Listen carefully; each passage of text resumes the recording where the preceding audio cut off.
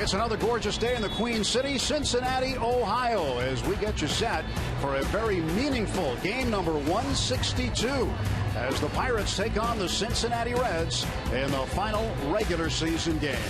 Hi, everyone. I'm Tim Neverett. Bob Walk joins me momentarily. The Pirates are putting all their chips on the table. They know there's an opportunity at a division title today, and they're going to go for it. Let's see what needs to happen. The Pirates, if they lose today and the Cardinals win, the Bucs will host a wild card game against the Giants Wednesday night at PNC Park. If the Pirates win today and the Cardinals lose later to the Diamondbacks, there'll be a tiebreaker game tomorrow at Busch Stadium. The winner of that would play the Dodgers in the divisional series. The loser of that would play the Giants at their home ballpark Wednesday night. Clint Hurdle talked about his preparations and his thoughts on game number 162. I think we've always talked about being in the moment, no opportunity wasted. This is an opportunity for us to win a game today. Then we'll see what happens after that, control what we can control. But I can't see playing 161, doing the work you do, being a part of building this thing forward for 4 years and not taking every shot that you can at winning a division championship.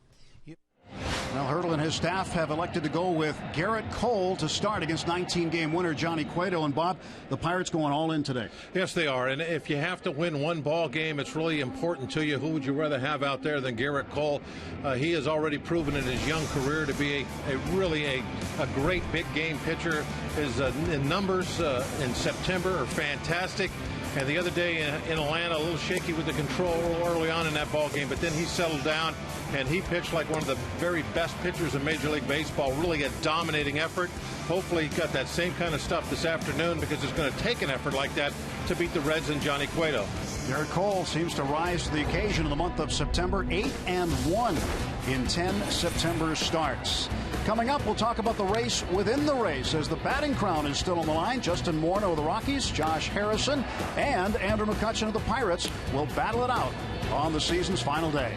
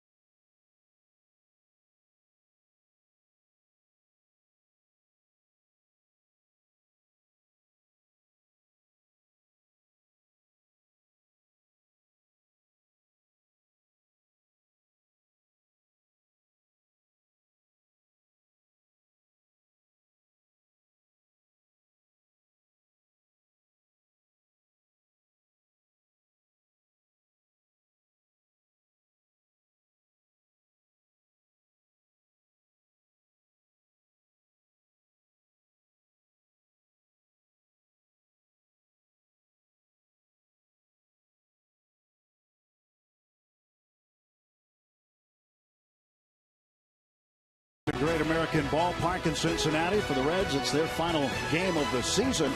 For the Pirates, Bucktober awaits. Josh Harrison in his hometown hopes to put on a good show, and Johnny Cueto on Fan Appreciation Day looks for his 20th win of the season. He has had a career year for Cincinnati. Let's take a look now at our Barrel Automotive League leaders stat as we check out the National League batting race. Justin Morneau, who sat last night for the Rockies, sitting on a .319 average. Josh Harrison needs to go 2 for 2, 2 for 3, 3 for 4, or 3 for 5 or better today to take the lead from Morneau. And Andrew McCutchen needs a 5 for 5 day to pass Justin Morneau. And depending on what Josh Harrison and Andrew McCutchen do today, probably will determine whether Morneau's in the lineup for the Rockies in their final game against the Dodgers. Let's take a look at what's going on around the rest of baseball as we send you back to Pittsburgh. Rob King is standing by with this game break.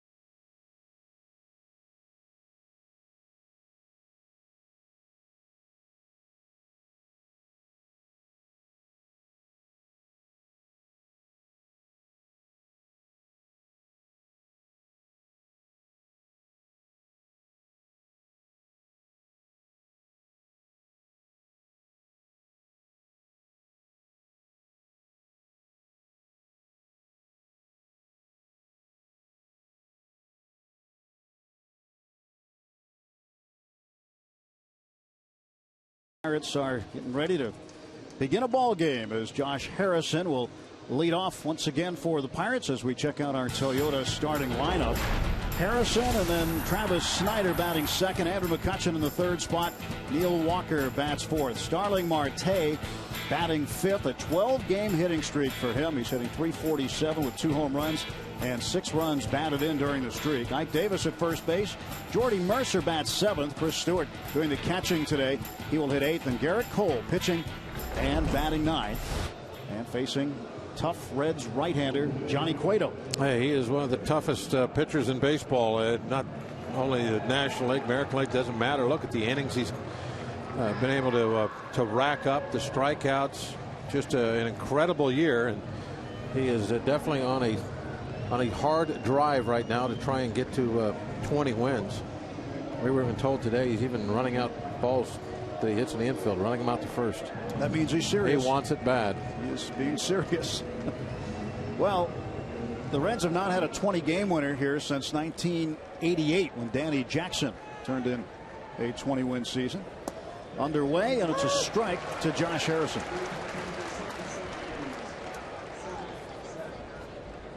'77-degree afternoon. Late September in Cincinnati. 1 ball and 1 strike to Josh.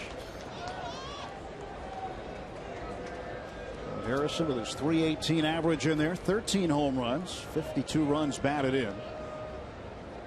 Johnny Cueto turns and deals home, and there's one down to third base. Negron picks it up, throws high at first, but right there is Frazier. And Harrison is 0 for 1. 1 gone in the top of the first inning.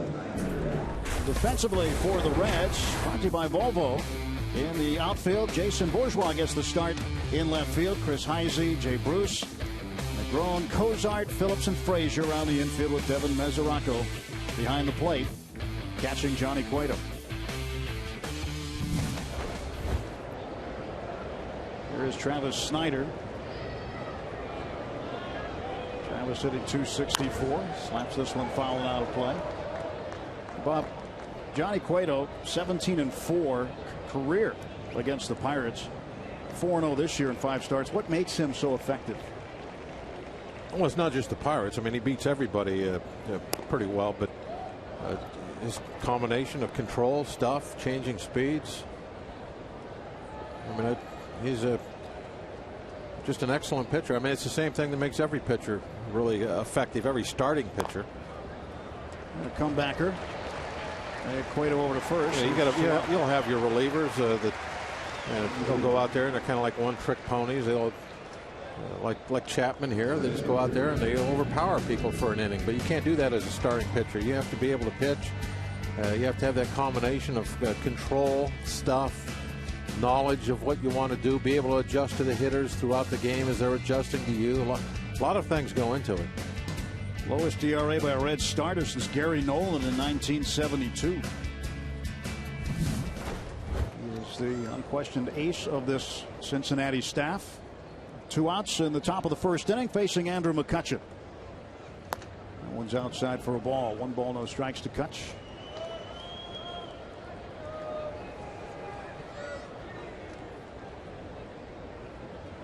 .314 needs a 5-for-5 day to pass Justin Morneau. So it's going to be not the pitcher you want to be facing when you're fighting for a batting title on the last day. That's for sure. It won't be easy. Jay Hay and Kutch have kind of up against or in between a rock and a hard place here with this situation they're in, having to get multiple hits. And there's hit number 1. Yep, 4 more to go. First base hit belongs to Andrew McCutchen.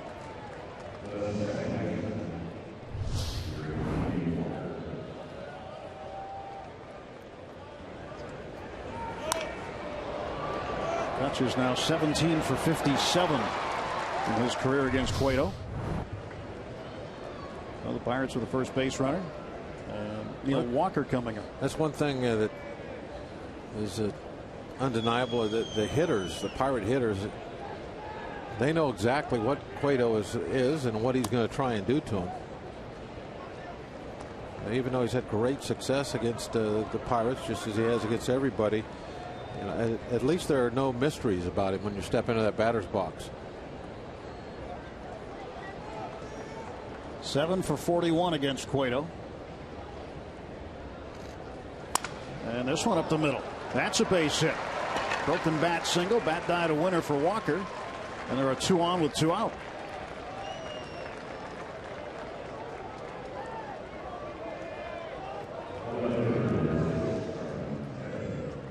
So these 2 teams will fight it out to the end. And there's no question with yesterday's game the way it was.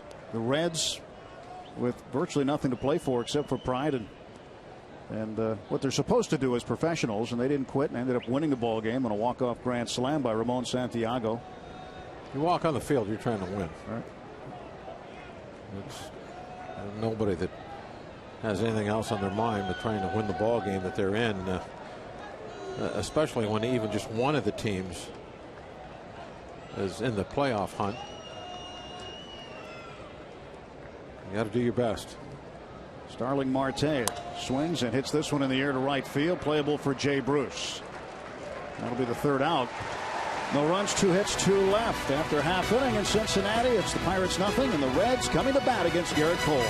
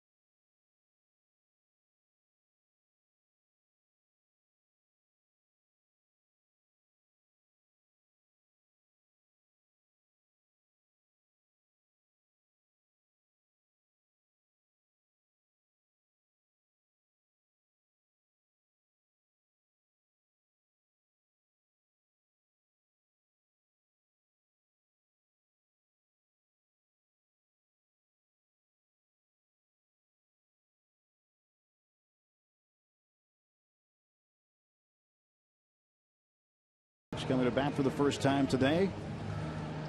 We'll take a look at the Reds lineup. It's brought to you by Honda. Christopher Negron will lead off this series. 5 for 9 with a double, an RBI, and a run scored. The Pirates have had trouble getting him out. Brandon Phillips, Todd Frazier bats third. Devin Mesoraco, then Jay Bruce. Chris Heisey, Jason Bourgeois will hit 7th. Zach Cozart, the shortstop, 8th. Johnny Cueto bats 9th. And the Reds getting set to face the strong-armed right-hander Garrett Cole. Let's see Cole's numbers on the season. Spent a lot of time on the disabled list this year, so his innings are down quite a bit, just 21 starts. But when he has been out there, it's been pretty darn good, especially of late. This is his time of year. This is when he excels. Cole facing the third baseman Negron. His first pitch in for a strike. 92 miles an hour. It's kind of a get me over fastball for Cole. Velocity will increase.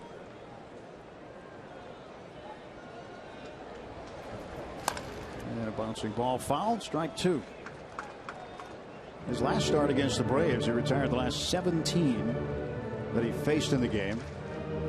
It was one of the best roles we've seen him get on. I mean, he looked like he could do anything he wanted out there with the baseball in the last few innings of that game. 0-2 pitch to Negron. Up high. That's at 96. Negron's been a good part of the season in AAA Louisville. Played a lot of shortstop. And there he is, Pete Rose, the Hit Kings here on the final day of the season. You got to go down the street that bears his name to get here, Pete Rose Way.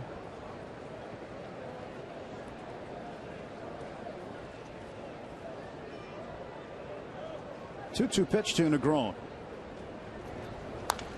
He's fouled off.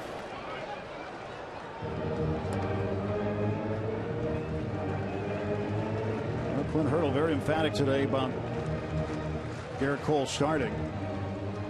In his office talking to the media about the fact that if you have a chance to go for a division title, you go for it.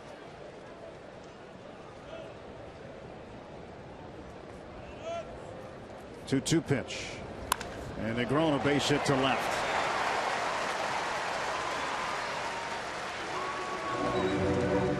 So the Reds with a base runner and nobody out. Brandon Phillips coming up. Check our Rivers Casino tips to win. Well, they have gone all in. They got their big game pitcher out on the mound right now with Garrett Cole. We've talked about that quite a bit. And Cueto also, we talked that he's going for number 20 and really wants it badly. And Pirates are going to see if they can have him roll craps.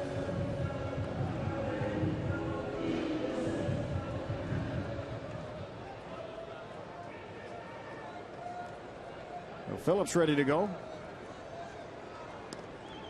Hit into a double play on Friday. Tries to bunt with Negron on the run. That is a strike to Phillips. Phillips looking at his bat as though there's something wrong with it. Well, he's wondering if somebody missed a sign.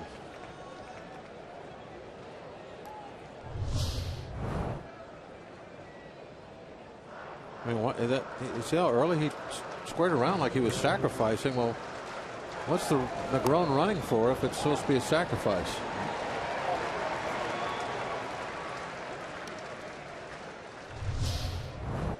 Sorry.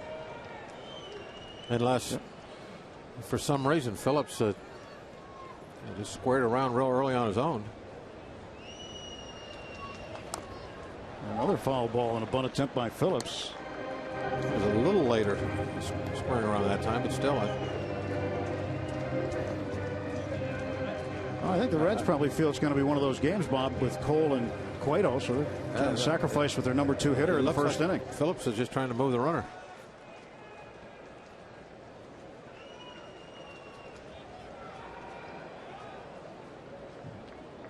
Cole awaits the delivery of this 0-2 pitch. Grown off of first.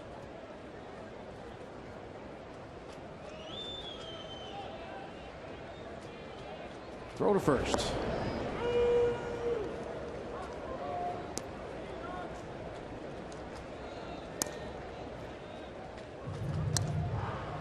Mike Davis holding on Christopher Negron. 5 stolen bases. Hasn't been caught yet. Chris Stewart doing the catching. Russell Martin being held out again today. Tightness in his left hamstring. Pitch outside, and it's 1-2.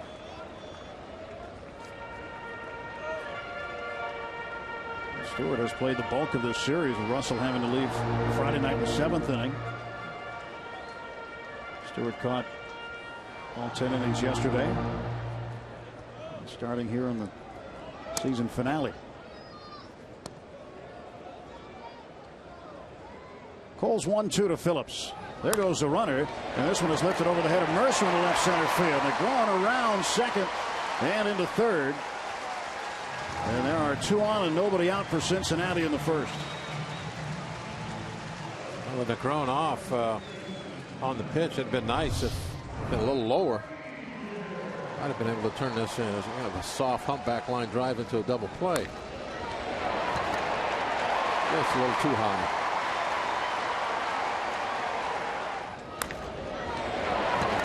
It. He holds up just for a second to make sure that it falls in, but in reality there's no reason to do that because you're going to get doubled off anyway.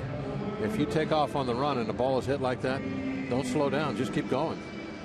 No reason to stop. You're already going to be out if it's caught. Todd Frazier hit the game-tying home run in yesterday's game. 2-run opposite field homer in the 7th. Frazier playing first base today. He played the bulk of his season at third.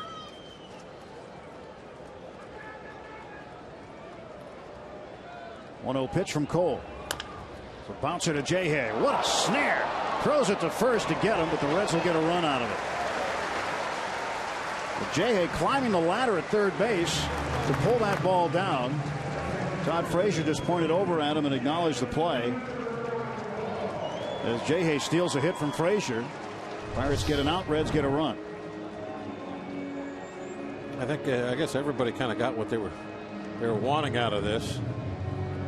Except maybe Frazier. Frazier probably wanted that ball to bounce down into the corner and get a double out of it. He still was able to get an RBI in. The Reds got their run that it looked like they were playing for when they were bunting earlier. But the Pirates got a first out on the board. Getting kind of anxious to get one of those. Devin Mesoraco, 276, 25 home runs. First Reds catcher since Johnny Bench to have more than 24 home runs in a season. And a strike run up by first base umpire Doug Eddings on the appeal. So it's 1-1.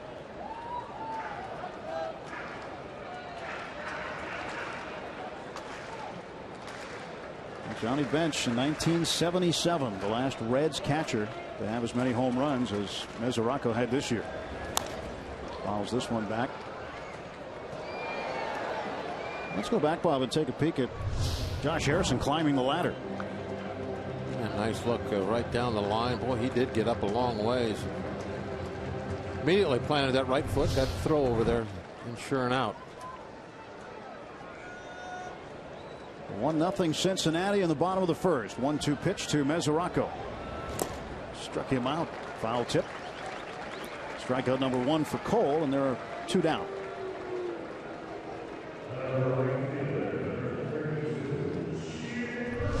I mean, this is what will really get Cole rolling. Getting his first strikeout of the day.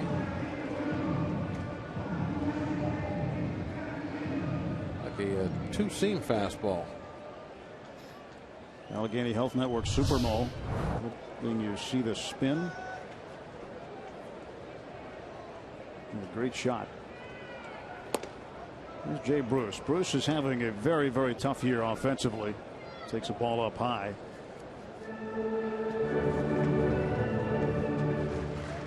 Stewart conferring with Garrett Cole here.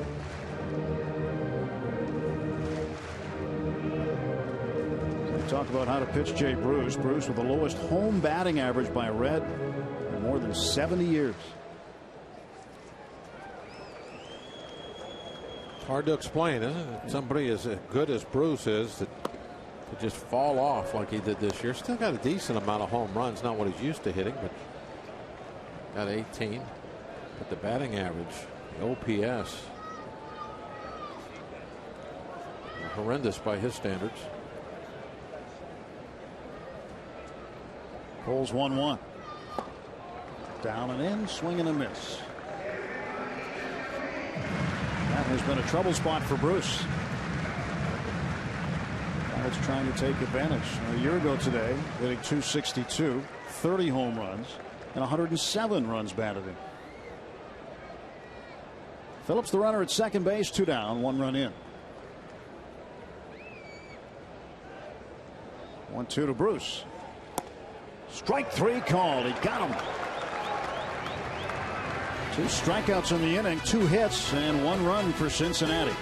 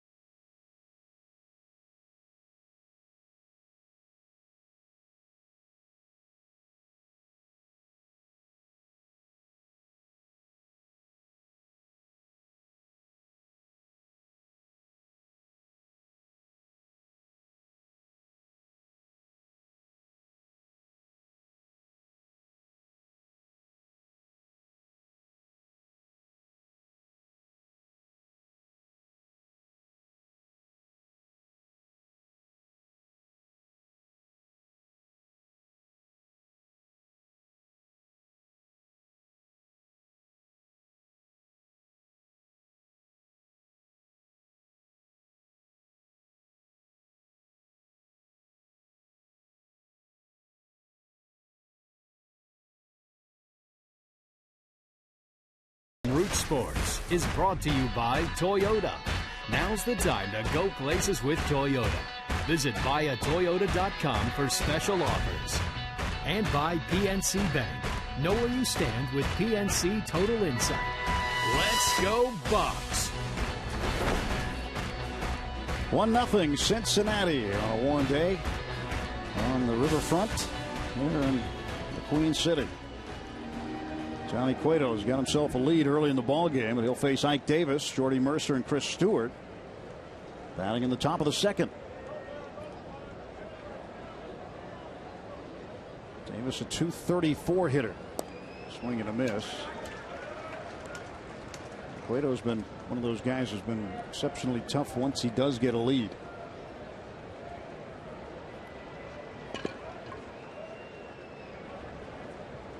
Oh, 1 pitch. 1 ball and 1 strike. Davis facing Cueto, his first at bat today.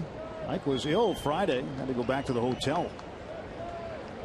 The Pirates kind of quarantined him, if you will, to keep him away from everybody else. They didn't want what the Cardinals had. Cardinals had a virus going through their clubhouse that affected 15 different players recently.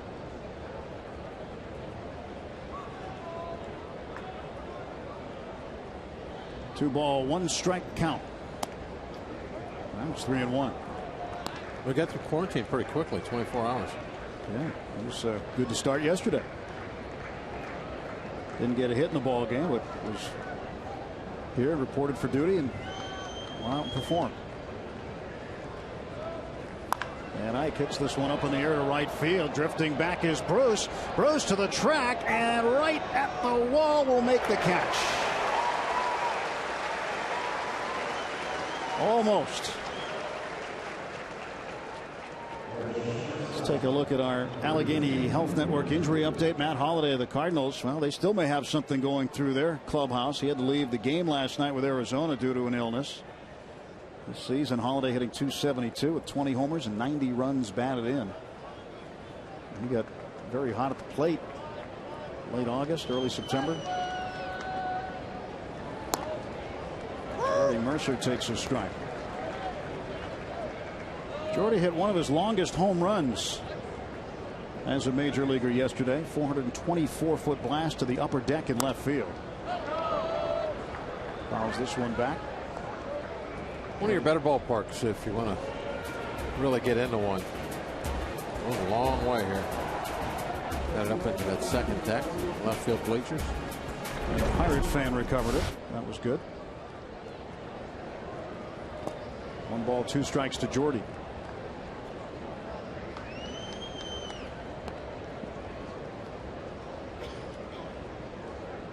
Right up in that area.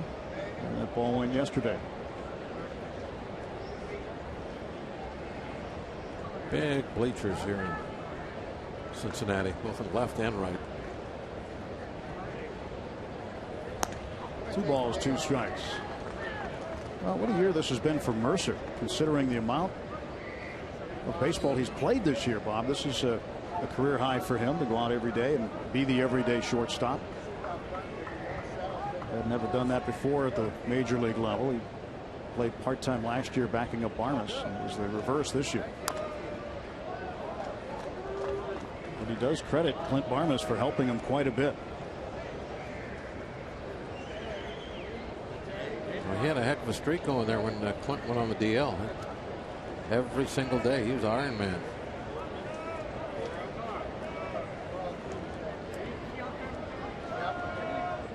This is the 149th game that Mercer has appeared in for the Pirates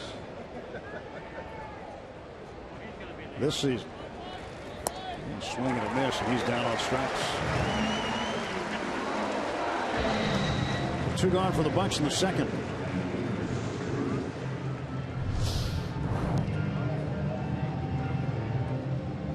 I went right after him with a fastball, but you can see the velocity at 95. It's something that Cueto can still do when he wants to. He doesn't go to the whip very often until he gets a 2-strike situation, or maybe a little bit later in the ball game. Excuse me. And that's, one of his weapons. He always has a little extra he can add and try to get the ball by you upstairs when he just wants to, you know, it's like a separate pitch for him, like 2 fastballs.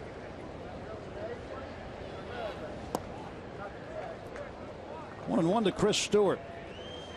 Stewart is 7 for his last 20 over his last 8 games that he's played in. I think a lot of the hard throwers have kind of learned to do that, to not use it all their velocity early in the ball game. I think it was really kind of talked about and popularized by Verlander. He was the kind of the guy that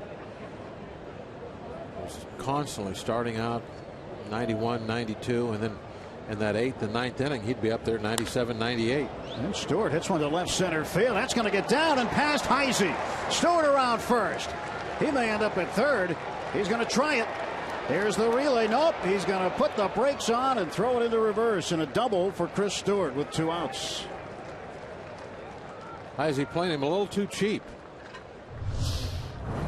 By cheap I mean shallow. And so you know what happens when you're playing shallow and the ball's not hit at you. You don't have time to really react and run laterally and cut a ball off. So he couldn't cut this ball off and ended up having to just turn his back to the infield and chase it down. Stewart for a moment thought he might have 3, but if you have the pitcher coming up, there's 2 outs. Do not take a chance at making an out at third, especially the third out in this situation. You got to stop at second.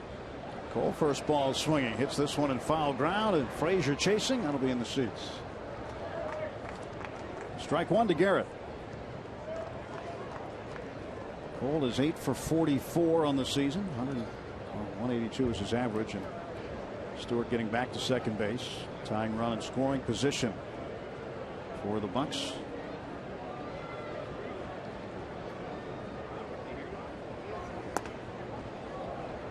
Francisco Liriano got a base hit yesterday. See what Cole can do with the bat today.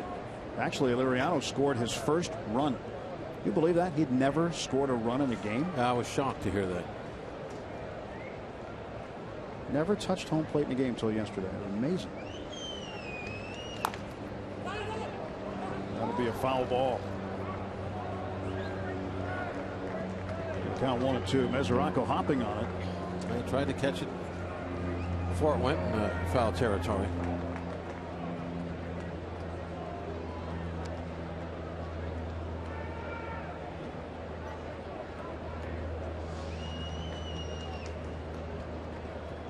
Johnny Cueto is 6th on the Reds single season strikeout list. He's got 236. He needs 4 more to pass Noodles Hahn, who had 239 in 1901. And he's just added to his total there by striking out Cole.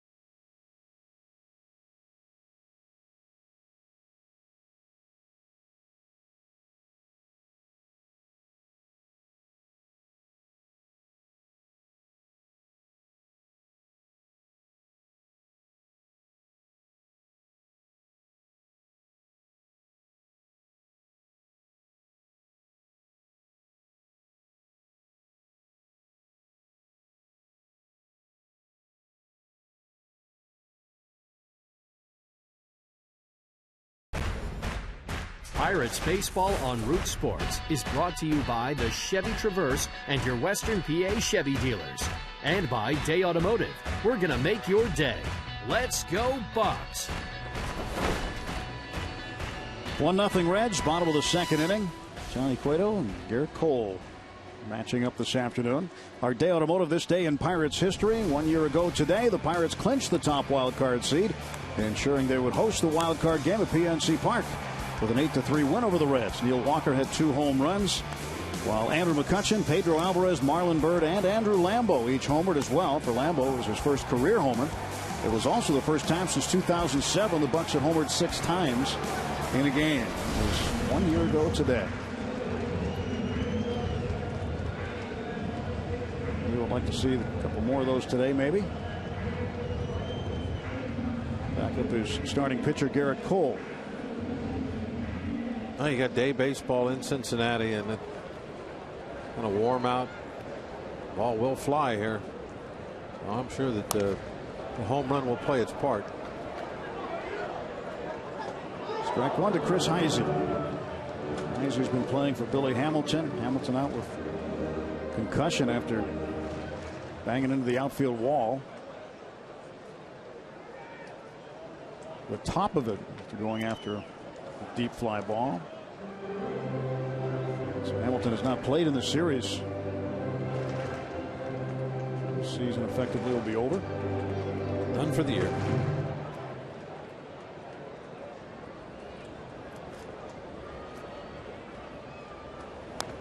This one fouled back.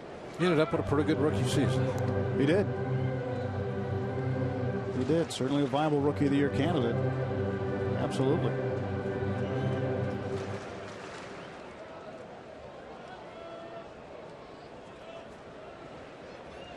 Guy can run. Strike 3 called. Heisey down on strikes. It's 2 consecutive punch-outs for Garrett Cole. Actually 3 of them. He got Mesoraco swinging, and then Bruce and Heisey both looking. Right in there on the inside corner. So they will just start to work back.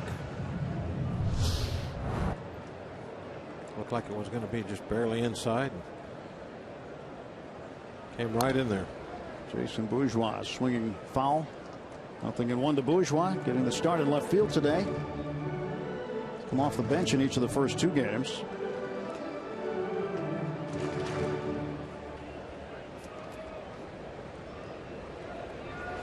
So there's a strike, and it's 0-2. 97 miles an hour. So getting into a rhythm. Yeah, he's starting to crank it up. 0-2 pitch. Up high, 1-2. Where he wanted it. Saw the very high target from Stewart.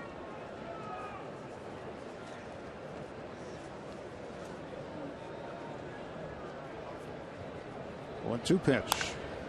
In the air to center field. Can of corn from McCutchen. 2 down. And this will make way for the shortstop, Zach Cozart.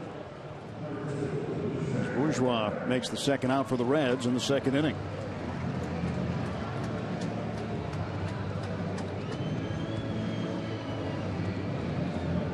Pirates probably wished Cozart was playing yesterday. Instead, it was Ramon Santiago, who ended up with his second home run of the year. It was a walk-off grand slam on the bottom of the 10th. Cozart started Friday, starting here today on Sunday. Ball 1 to Cozart. But you never know. You never know who the hero of a game's going to be when it starts. Especially when you get into extra innings.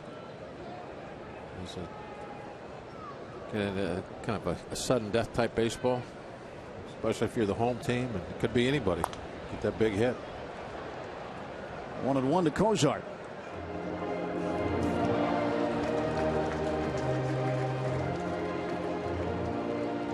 Cozart's done a good job in the field. He's committed just 3 errors this year, so he'll be a Gold Glove candidate.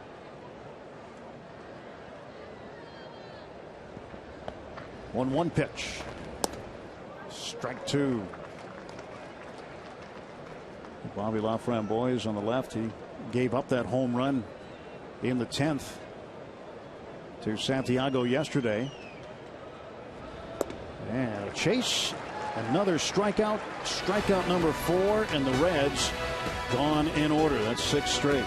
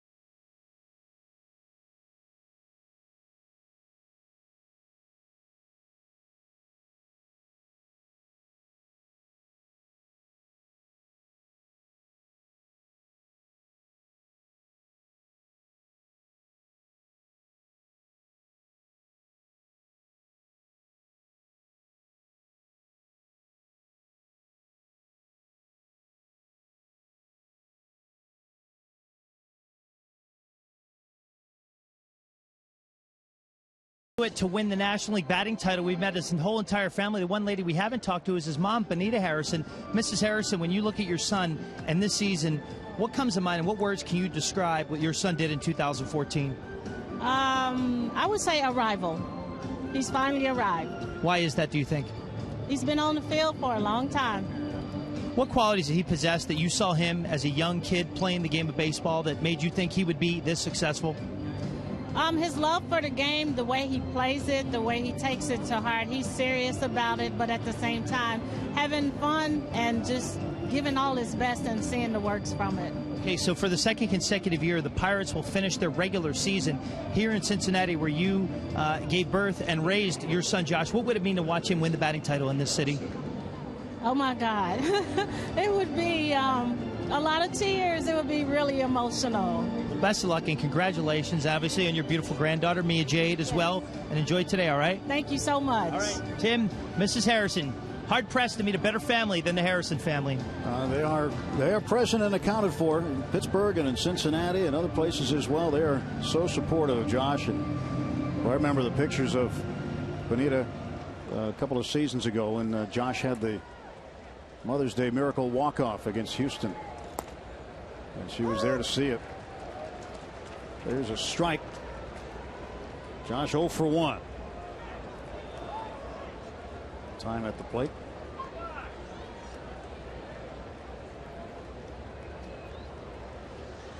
Cueto delivers, and Josh fouls it back, and that's an 0-2 count. Seems like in this series, Bob, Josh has hit a lot with an 0-2 count. Reds pitchers have been getting ahead of him. He's got to be feeling a little bit of pressure right now, second at bat, to get a base hit. There's the proud grandma.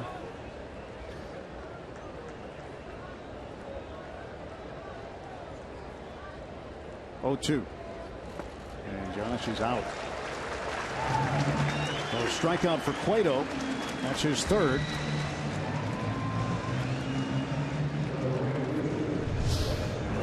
So far, we're kind of getting what we thought it was going to be. A pitcher's duel between two of your better pitchers in the league.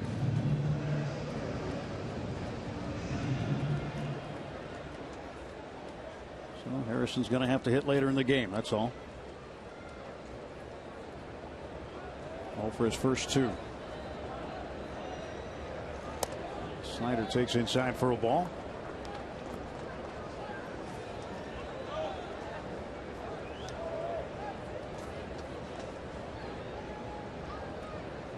A 1-0 nub foul. 1 ball, 1 strike to Travis.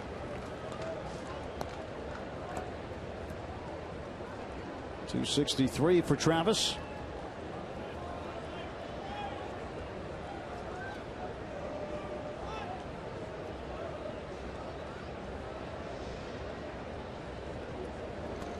One goes to the backstop, 2-1. And the Pirates do not know where they'll be flying yet today. All depends on what happens in this game. If they win, they will stay here in Cincinnati in the ballpark and wait and watch the Cardinals and Diamondbacks, which get underway a little after 4 o'clock Eastern time.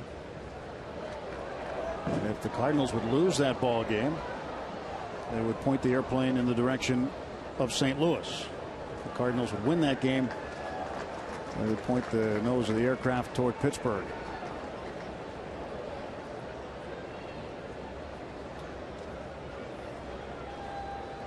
If the Reds win this ball game, it's straight home to Pittsburgh and preparing for Wednesday night's wild card matchup with the Giants.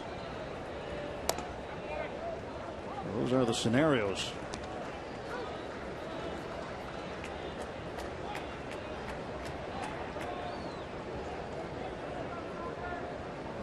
Garrett Cole trying to pitch his way and his teammates into a tie-breaking situation, under the chance to have one. Oh, nice play by Cozart. So he's able to backhand that sinking liner. We were talking earlier when he was hitting about maybe getting some Gold Glove considerations. That's a Gold Glove type play. Not wanting to try and handle a tough hop with that ball sinking away from him. But in his mind, he knew that if he committed to it, he could get to the ball on the fly and just record the out that way. And he made it happen. Good job. Andrew McCutchen is 1 for 1. He had a 2-out single in the first inning. Snyder now 0 for 2.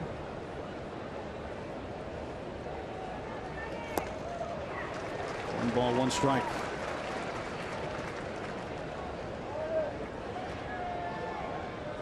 In order for McCutchen to pass Justin Morneau, he needs to get 4 more hits in a row. He needs to go 5 for 5 or better today. Really, both of them have to not make another out, basically. Yeah. Harrison the same.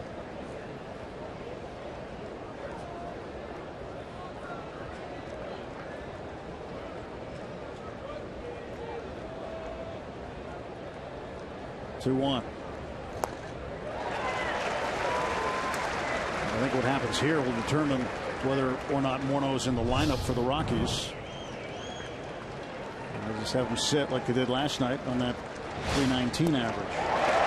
McCutchen down on strikes.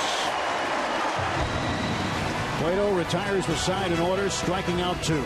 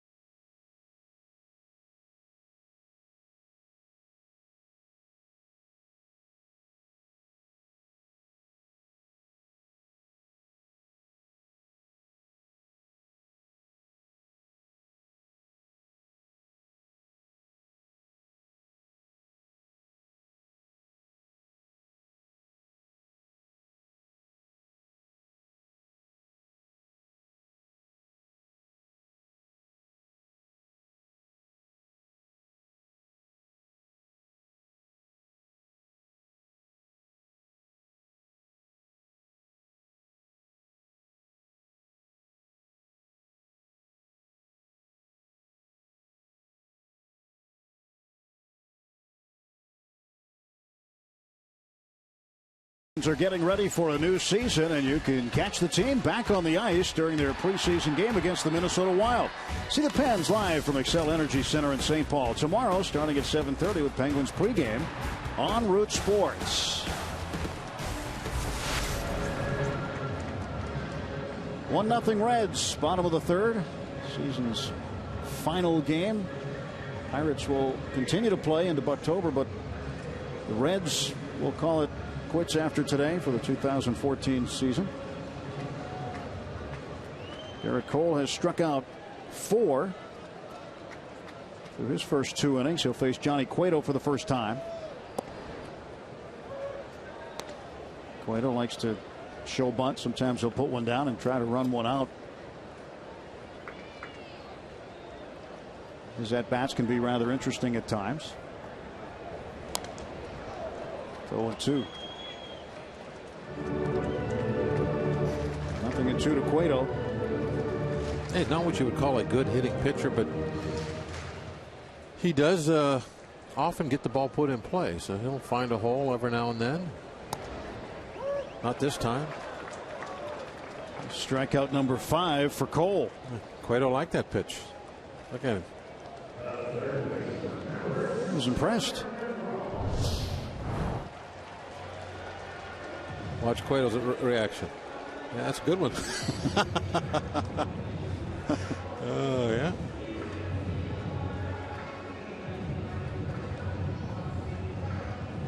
A little bit inside. The 1 out for the Reds in the 3rd. We go back to the top of the order. Christopher Negron.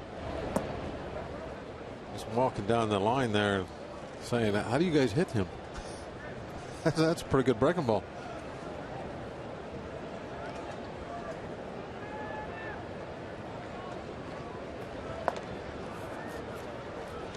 There it is again. This time to the other side of the plate. Negron has scored the game's only run so far.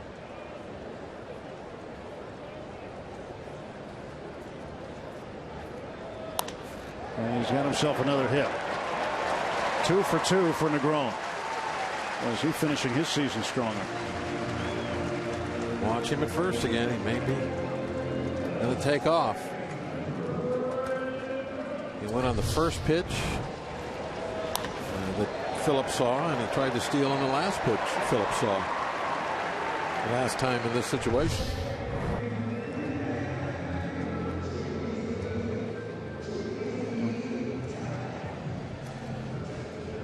Negron 2 for 2. Brandon Phillips 1 for 1. And 268.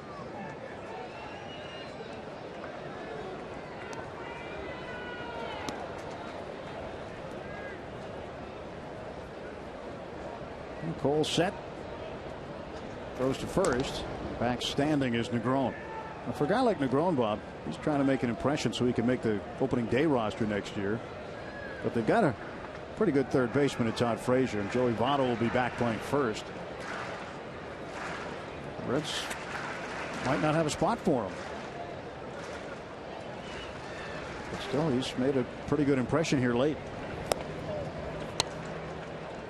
Well, players make out the lineup. We always say that. If he's one of the best 8, he'll be in there somewhere.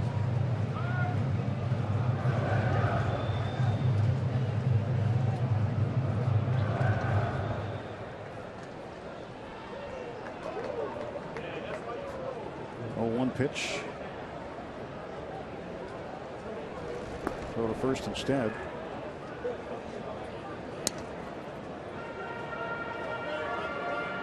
You look at that first base position this year. Jay Bruce has played there. Brian Pena, Todd Frazier. Joey Votto's been out, but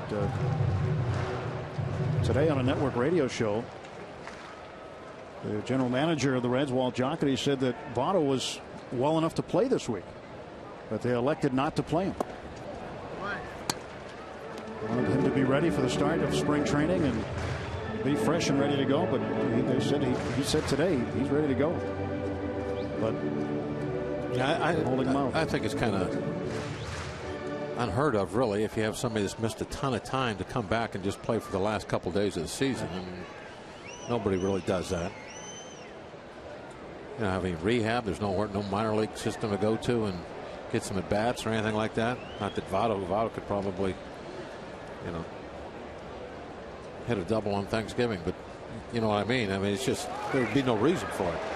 Negron into second base safely after the wild pitch. Now, what if you brought him back, just to play those last 2 games that don't really mean anything, and then, he gets in a collision, a bad slide, messes his knee up or something. So I can understand why they don't have him out there.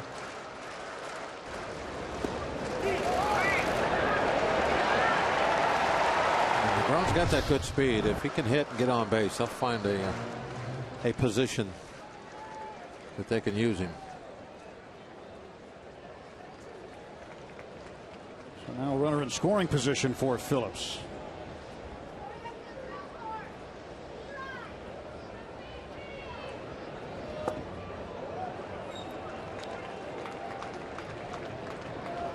Two and two to the Reds' second baseman.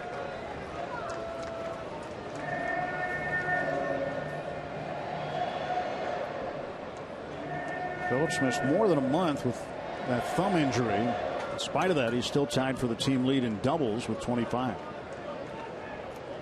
Tied with Devin Mesoraco.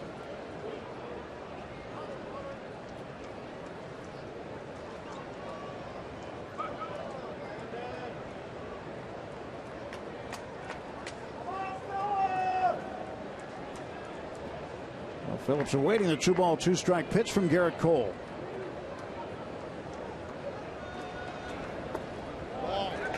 Full count.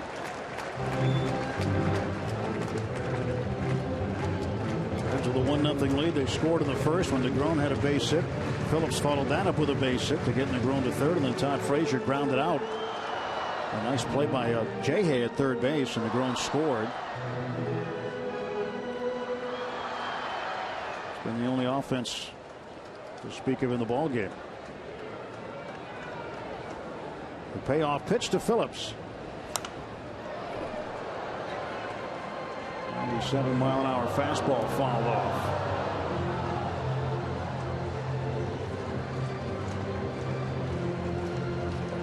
So Cole on the hill today, and then you might ask, well, what's next? If there is a game tomorrow, in fact, Neil Huntington said earlier today that it'll be all hands on deck tomorrow. He floated the possibility of Edinson Volquez on 3 days rest or Jeff Locke on regular rest for the tiebreaker game in St. Louis if there is one. And Clint Hurdle saying earlier today that if there is a wild card game, it could be Volquez. There's a little slow roller toward third. Jay barehanding throwing, and he gets Phillips. Down to third base, Negron, 2 down. I think that Phillips a little easier than I thought he would. Thought that was going to, when it was hit, looked like it was going to be a bang play. Maybe Phillips could beat it out. Jay gets him easy on this.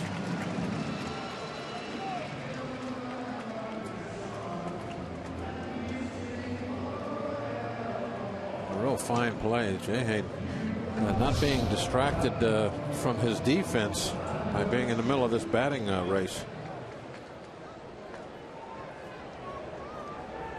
Two good ones now this afternoon. Todd Frazier takes a strike. Frazier 0 for 1 with a run batted in. Last time he was up, Negron was at third too, but he was up there with 1 out. Oh, nobody out actually.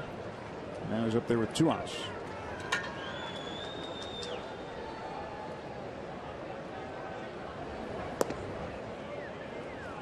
One ball, 1 strike to Frazier. Frazier's home run in the 7th yesterday was described by Neil Walker after the game as a great American ballpark home run. Hit it over the 370 mark and was estimated at 371.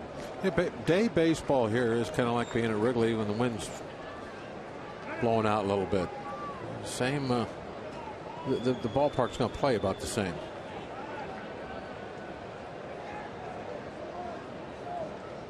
So you're always thinking about the home runs here.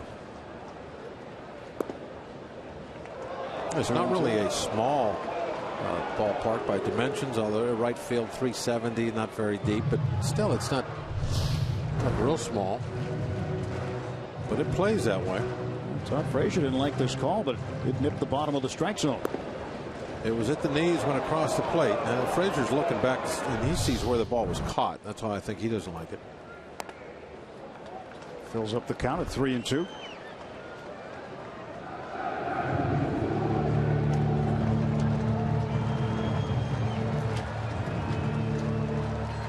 Frazier out of Toms River, New Jersey. He's on their Little League World Championship team. He was 12. Shattered that bat. Rolled it into the camera well.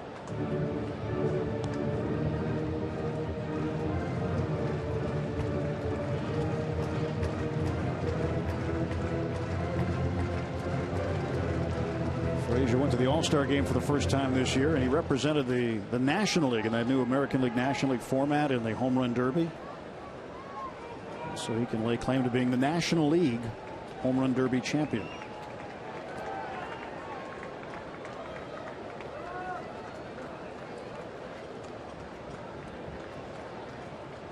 And next year, you've got to wonder if he's going to be representing them again right here in this ballpark. The Reds will host the All-Star game in 2015.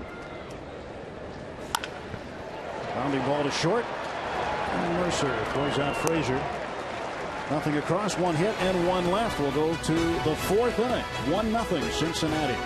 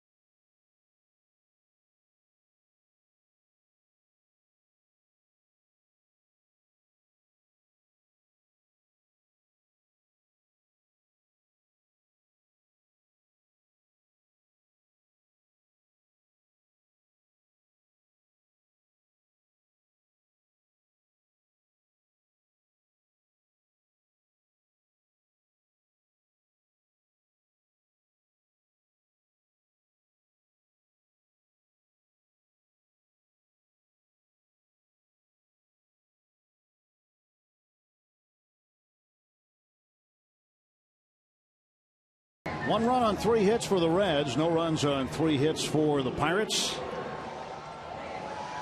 Still a plethora of Pirates fans here this weekend in Cincinnati.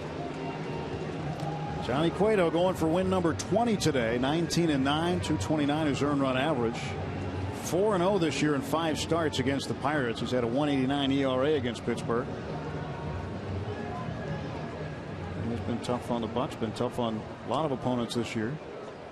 Yeah, a lot of black and gold in the stands. I-70 will be full going back, huh? It will be. It'll be a busy ride through Columbus.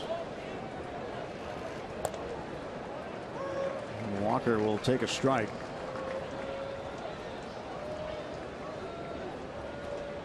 One for one. He had a base hit in the first inning.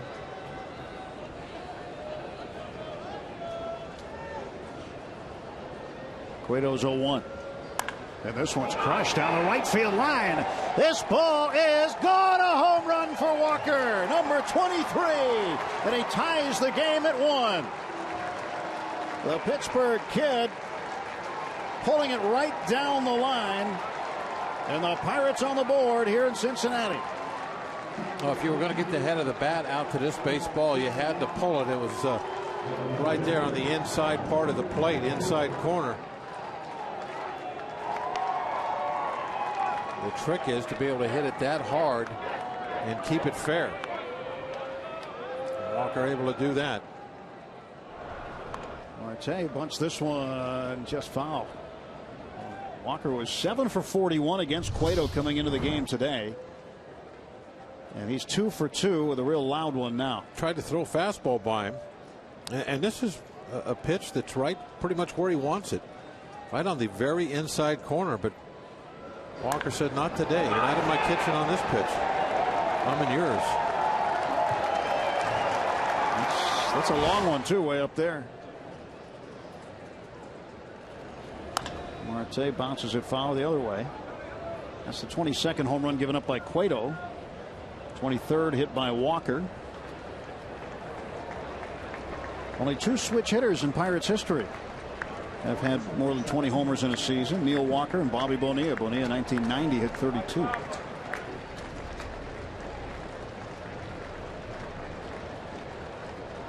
And the 0-2 coming to Marte.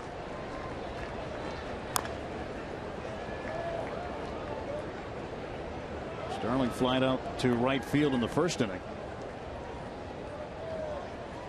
Estimated distance of the home run on Walker, 394 feet.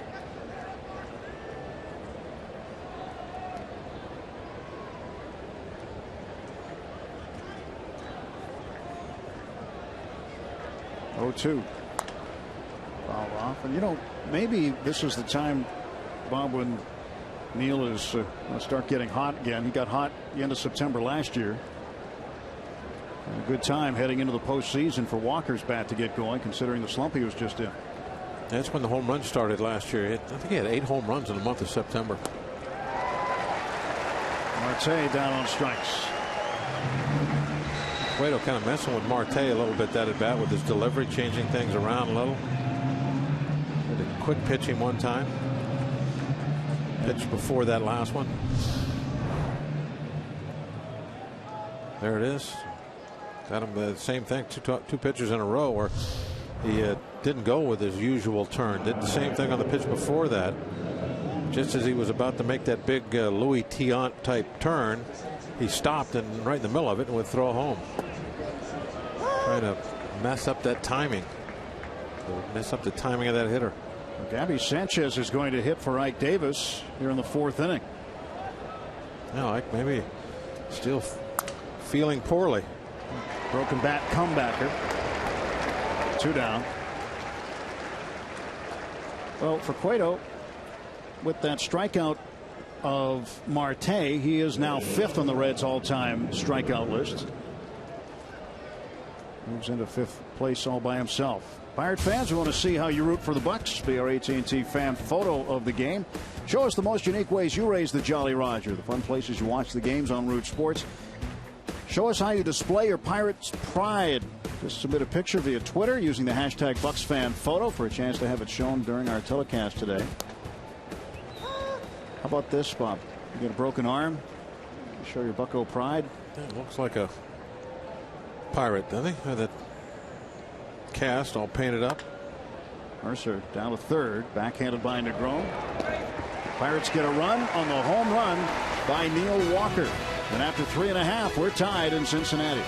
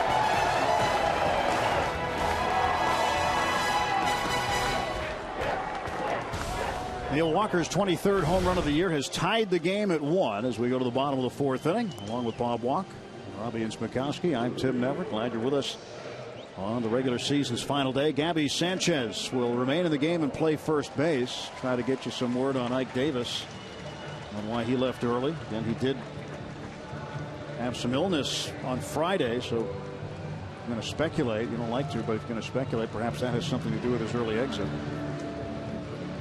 Trying to get some word from the Pirate clubhouse on that. Devin Mesoraco will lead off. First ball swinging, foul ball, strike 1.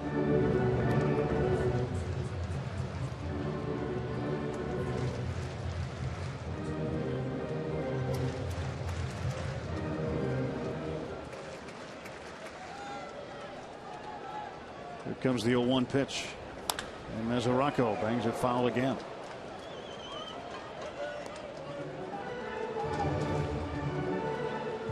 So it's 0-2 on Mesoraco, the catcher. Cole struck him out first time up.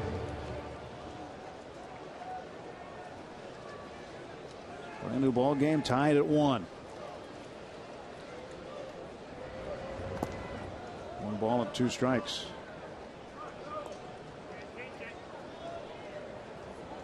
Trying to get him again to the wipeout slider. A little too hard, perhaps.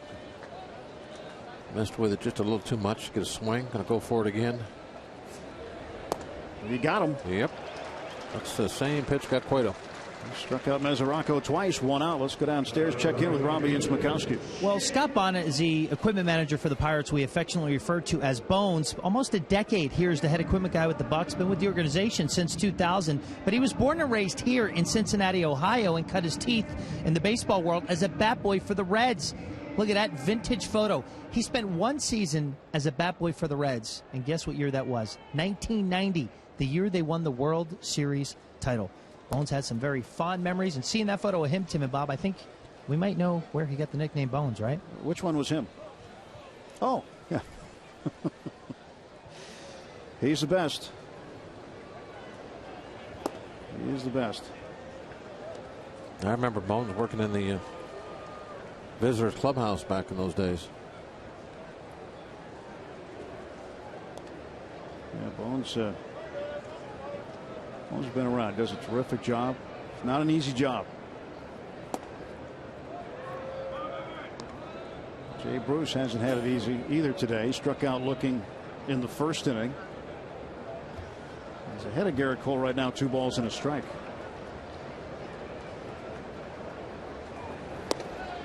Well, it's 3-1. Okay. Here's where they play Jay Bruce.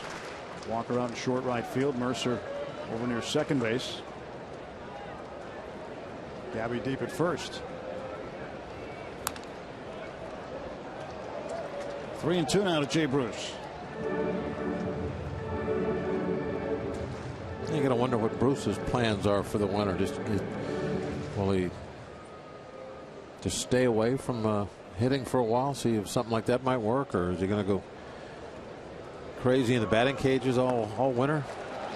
He strikes out for the second time. Try and get the season-long slump figured out. 7 strikeouts now for Cole. One thing for sure, he can't wait for the end of today's game. His car's probably already packed. It's just an absolute miserable season for him. When you got to hit Cole's curveball, it doesn't make it any better. Look, he missed that by a good 6-7 inches. 2 out. Chris Heisey, the batter. Strike 1. Well, Jay Bruce, we talk about the tough year. Still 2 home runs shy of becoming the 12th player in Major League history to produce at least 20 home runs in each of his first 7 seasons. Garrett Cole trying to make sure he doesn't do it today.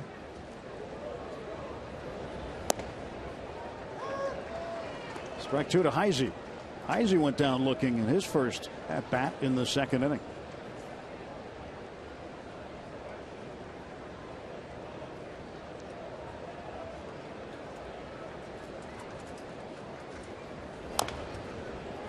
Is that fair? I think he's going to be out. He's out. He kicked it when it was on the plate. So Heise is out, and that's how the side is retired. And Brian Price will come out. He wants to have a word with home plate umpire Marvin Hudson.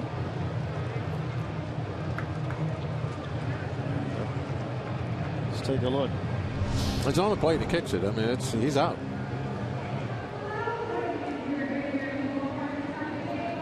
Right there. Oh, yeah. Pretty cut and dried right there. That's clear and convincing. Nothing to argue about.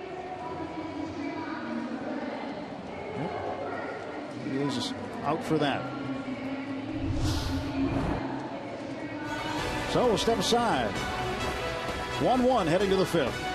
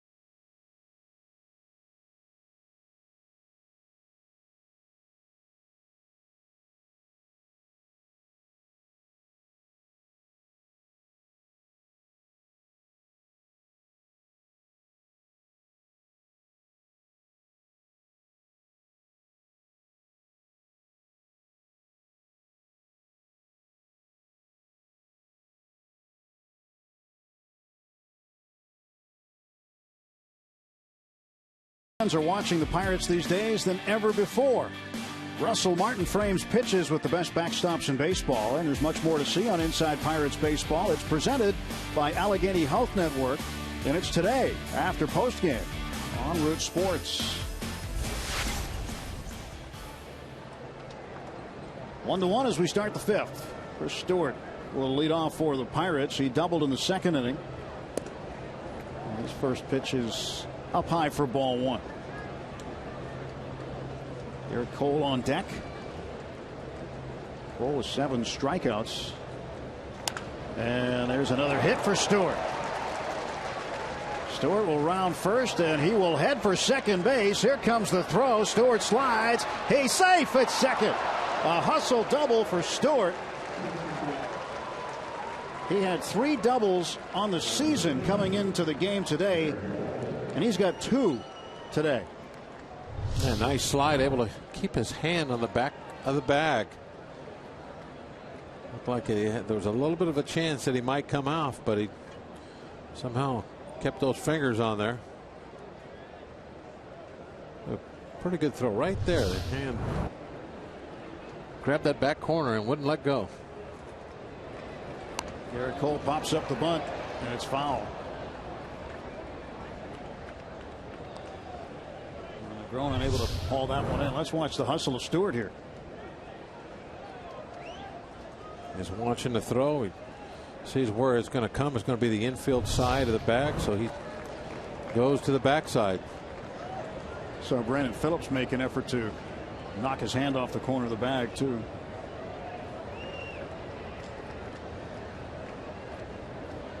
Throw to second base. Stewart is back. Wow. And Cozart thought he tagged him. Brian Price has made his way to the dugout steps, and he's not come up yet. Close.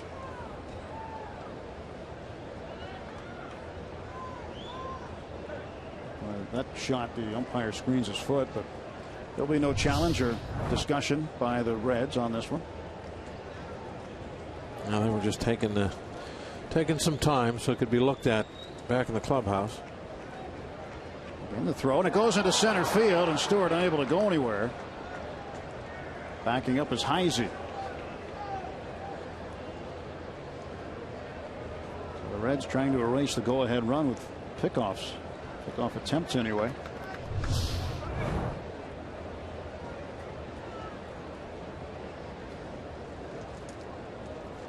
Just a very poor throw by Cueto, but in this instance, when you have the pitcher up there trying to bunt, center fielder's fairly close. So as long as the ball goes through clean, as that one did, you're not going to have much of a chance to move up. The center fielder's going to be right on it. Stewart at second base due to the double. It's his second two-double game of the year. Had one against the Rockies on July 20th. Cole trying to get him over. Well, not bunting that time. Took it off. See if they put it back on here. 2 strikes.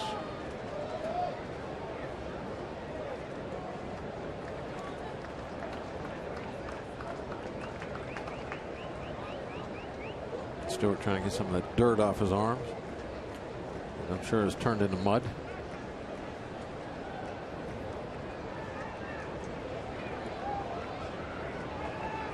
Cueto wants Mesoraco to go through the signs again. Yeah, they weren't sure what was going on. He wasn't, so don't want any cross-ups at this point of the game. Want to see him again. Right to first base, and Stewart is going to be out at third. Frazier was on top of Garrett Cole by the time he got the ball down. Now, you always want to bunt the ball, and we've talked about this so many times over the last 20 years. When you're bunting a man to third, the third baseman has to stay there, so that's the direction you bunt the ball. Third base side is wide open. There's nobody there. First base side, the first baseman, as you just pointed out, Tim, is right in your pocket. So if you go that direction, more often than not, they're going to get the man. Bunted it the wrong way. That's for sure. So Josh Harrison at the plate. Harrison 0 for 2. And Josh swings and misses. We understand the Rockies have not put their lineup out yet. They're probably watching this at bat right now, and depending what Harrison does here, they'll probably put their lineup out for today.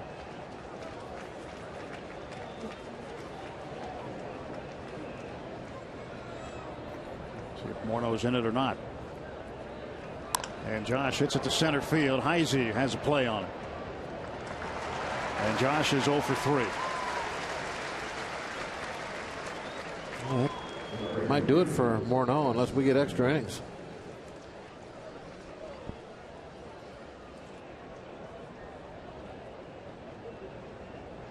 And my guess is that he probably won't play today. Sit on the 319 average and take the batting title. Yeah, I said yesterday that you really to get him in that lineup, you got to get your batting average up there over the top of his to put some heat on him, and couldn't get it done last night. So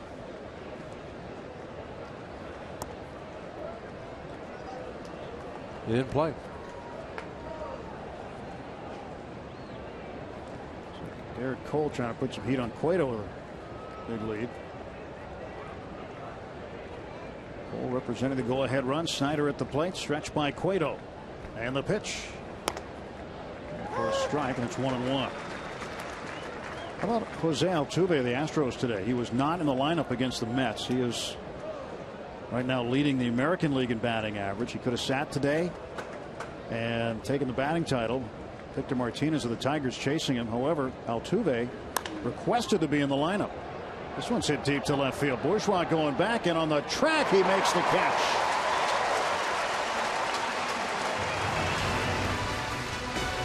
No runs, 1 hit, and 1 left.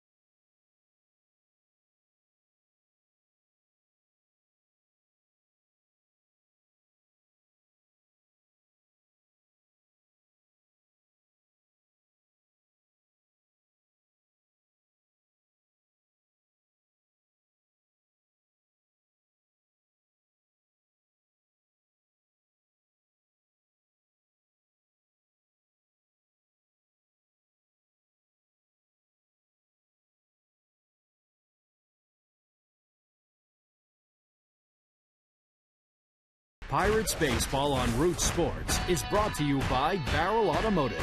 We're driven to be better. And by Levin Mattress, located in all Levin furniture showrooms and freestanding stores. Let's go Bucks! Non-stop action, heart-pounding, exciting, historic performances. Don't miss the 2014 postseason beginning September 30th. Just 2 days from now. A 1-1 ball game, bottom of the 5th inning in Cincinnati. Pirates and the Reds. Buckles will be back here not too distant future. Opening day here next year.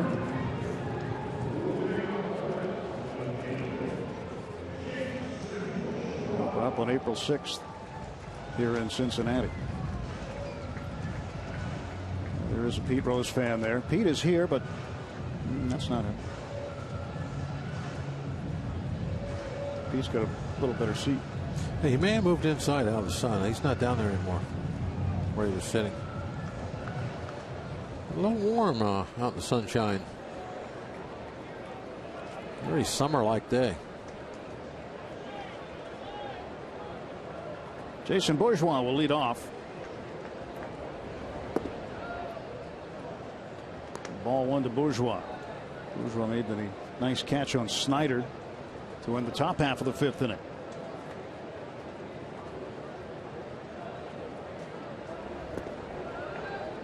Two balls, no strikes. Bourgeois, Cozart, and Cueto. We did get word on Ike Davis, by the way. He left the game due to severe dizziness and flu-like symptoms. So apparently what he had Friday was hampering him again. Snyder, 1 out. So we hope Ike is feeling better soon.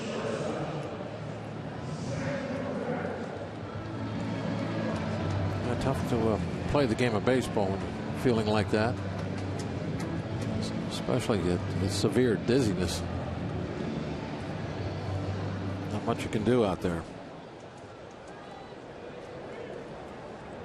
Shortstop Zach Cozart takes ball 1.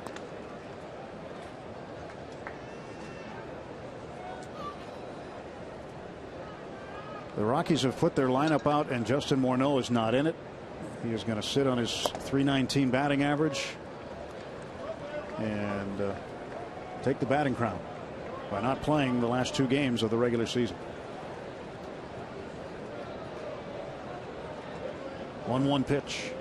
That's a swing and a miss. Everybody has to make their own decisions.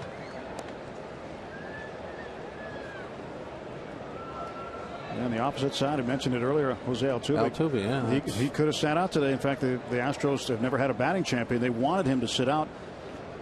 He said, no, I want to play. And they changed their lineup and put him back in. Strike 3. Cozart down on strikes for the 2nd time. 8 strikeouts for Garrett Cole. Kick off your Sunday nights with Panthers Rewind on Root Sports. Relive every Panthers touchdown, pass, and play from their most recent matchup every Sunday night this fall, continuing with their most recent game against the Akron Zips. It's Panthers Rewind tonight at 6 on Root Sports.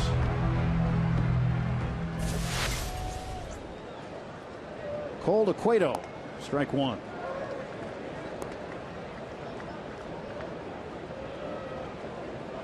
Well, I asked Clint Hurdle about that earlier, about his thoughts on holding a player out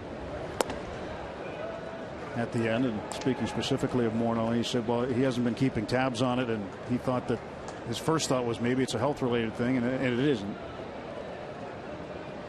But his focus has been here on the Pirates and on nothing else.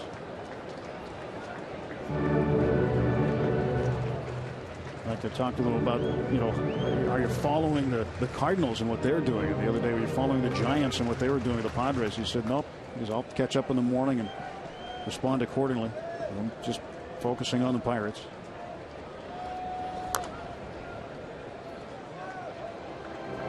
One and two to Cueto.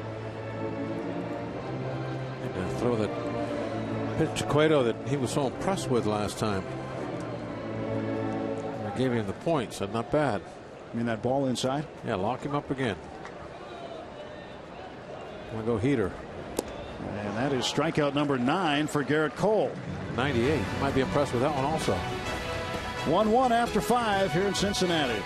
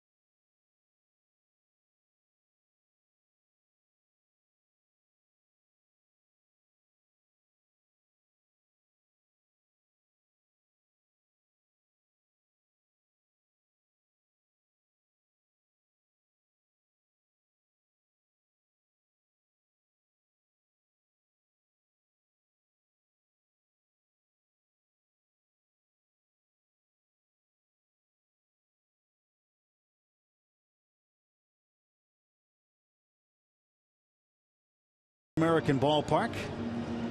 Pirates with 5 hits and the Reds with 3. 1 run each. Fans, you can get on board with the Pirates in 2015. The Pirates are now accepting deposits for full and partial season ticket memberships. Get access to exclusive events, the best locations and savings, and customizable memberships. Plus, 2015 full season deposits receive 2014 postseason priority. For more information, go to pirates.com/membership. Check out all there is to offer. So Andrew McCutchen will lead off the top of the 6th inning for the Pirates. Kutch 1 for 2. Needed to go 5 for 5 today to pass Morneau. And since he is 1 for 2 and Jay Hayes 0 for 3. Batting title looks like it's slipping away from any one of the Pirates. Swing and a miss. I mentioned Altuve, by the way, Bob. He's 2 for 3 in the game against the Mets already. He elected to play. Well, you certainly have to admire that, don't you? Yep, absolutely. And I think that's guys around the league, they'll see that, see he's in there, and they'll have greater respect for him. Popped up foul and out of play. One of the great things about the Ted Williams story, the last guy to hit 400, that he could have sat out that last day and had the 400 batting average, but he played a doubleheader his last day and hit rather well, if I recall. Easily cleared 400. Yeah, he was 406. He was at just under 400 when he started that final day. He could have sat. He could have said, "No, I'm not going to play in a doubleheader, and I'll take the batting crown. I'll be close to 400." He ended up getting a bunch of hits and finished at 406. Last man ever to hit 400. Yeah, that was what would be a tough decision, I think, for a lot of people, but an easy one for Ted Williams. That's the way he wanted to be remembered, that kind of player. There's that quick pitch again. Remember a couple of years ago when Jose Reyes was with the Mets, I think he felt he needed 1 hit to be safe. Here's a quick pitch. And Reyes butted for a base hit and then took himself out of the game and won the batting title. Strikeout for Kutch, his second. Kutch now 1 for 3.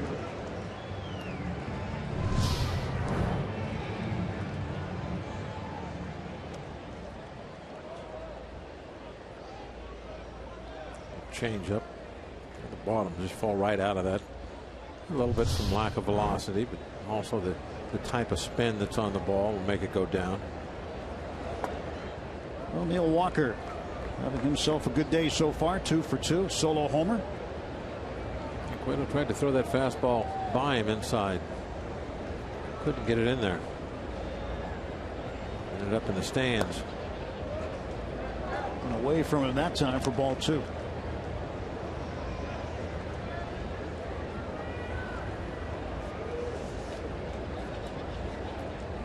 This is the ballpark where Neil made his big league debut.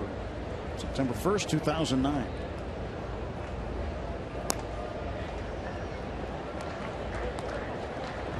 Neil's first at bat looked like he had a single to right field on the ground, but Brandon Phillips made a great diving play and robbed him of a hit.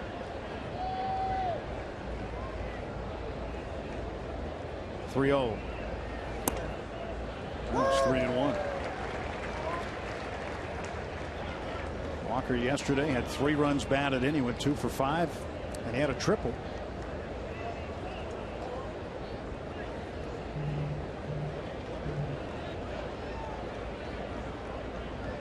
Cueto looking in and getting ready now, delivering the 3-1.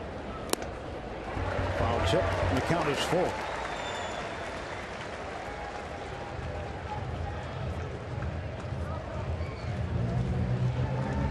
Walker, one of 2 second basemen in Major League Baseball to have at least 20 doubles and 10 home runs in 5 straight seasons.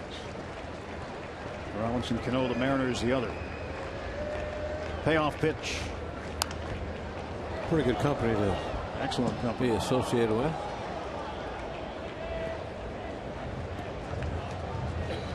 And Walker really, it's especially this year with the offensive numbers he's put up, OPS up in the 800s.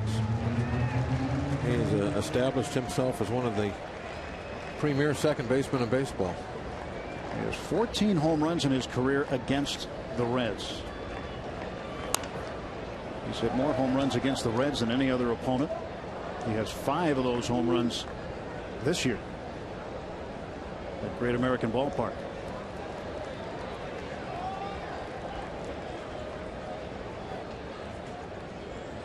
Joe Morgan, number 8.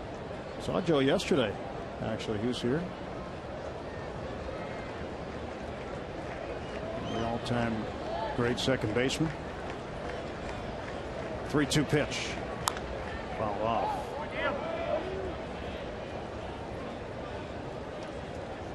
Joe Morgan in the middle of those big red machine days. This is the statue out front of Great American Ballpark of Joe Morgan. The big red machine, 1975-76 world champions.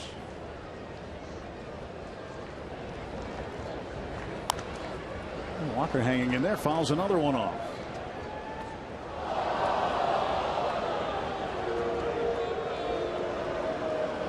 What was that World Series against the Red Sox? Was that 75? 75. Well, that was a classic, wasn't it? It was. It really was. That's that World Series. You see the iconic photos and video of Carlton Fisk waving the home run fair down the left field line at Fenway. And Walker goes to the left center field gap and deep. Cutting it off is Bourgeois. Solidly struck, but Bourgeois tracked it down. And there are 2 out for the Pirates in the 6th.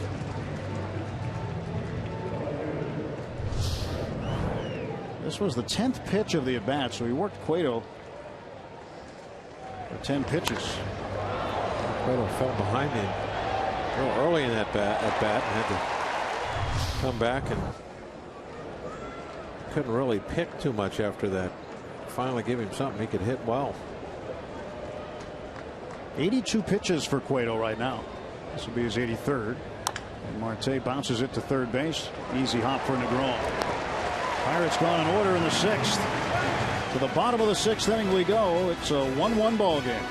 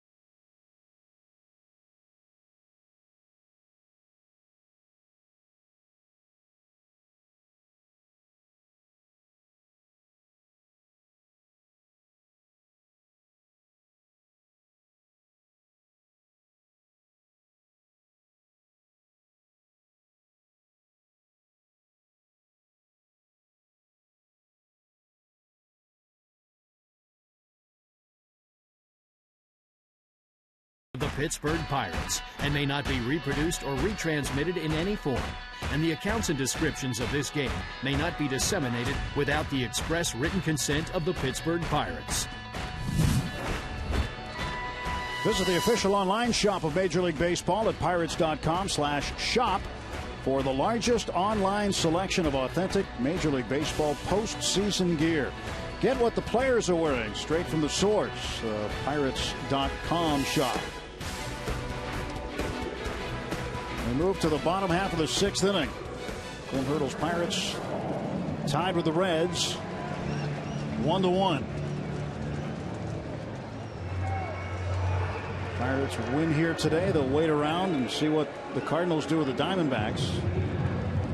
There's Christopher Negron.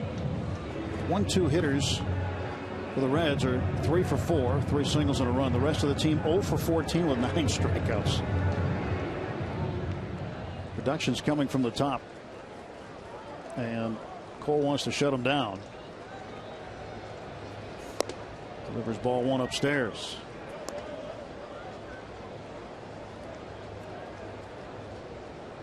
Cole's pitch count's also going to be up in the 80s by the end of this inning.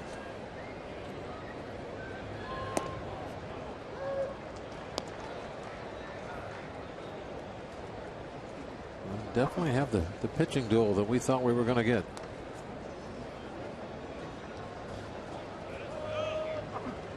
Here's the 1-1. Ground ball toward the hole. Great stop by Harrison. Throw to first. He got him. Oh, what a play by Jay Hay. The double roll. Absolutely outstanding. He did roll twice, didn't he? He did. It was twice as nice.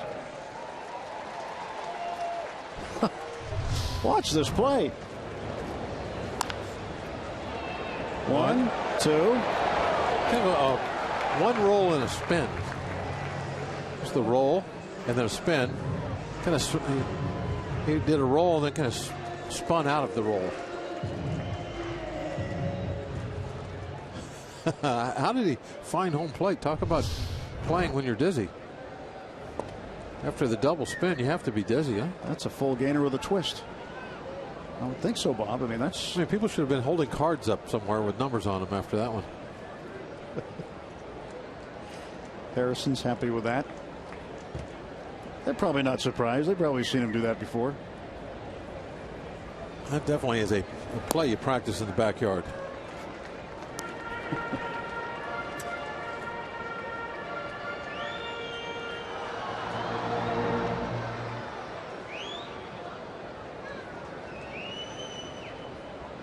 Jay Hay making his own moves out there.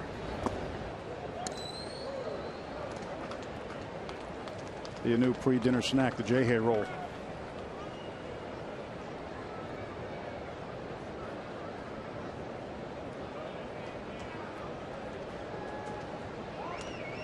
Well, 2 balls and a strike to Phillips. Was that 3? It's pretty darn good plays he's made. Yes.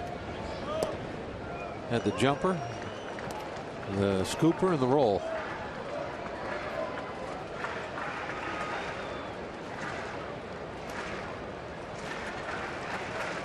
He's running out the whole menu today defensively.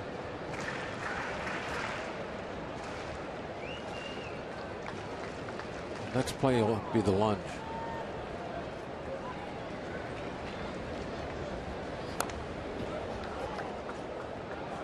Two balls, 2 strikes to Phillips. Phillips 1 for 2. Eric Cole up to 85 pitches.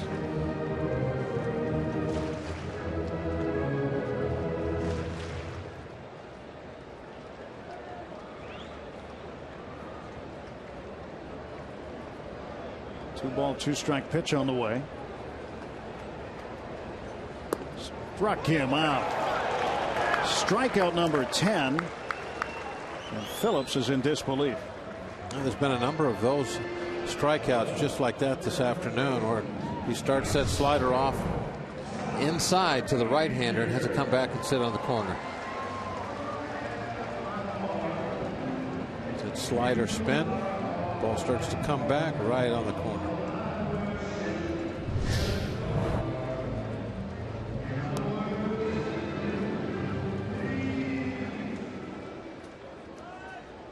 Todd Frazier at the plate. He swings and misses.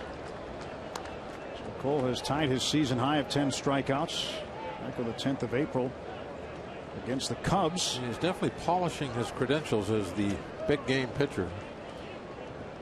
Again here this afternoon. 2 strikes on Frazier.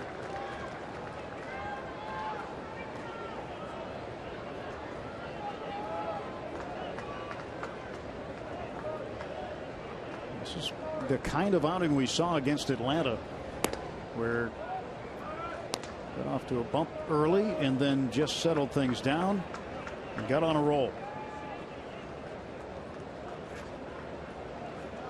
Not a double roll, but he's on a roll. He's just on a regular roll. Yeah. Jay has a patent on the double roll. It's in the dirt.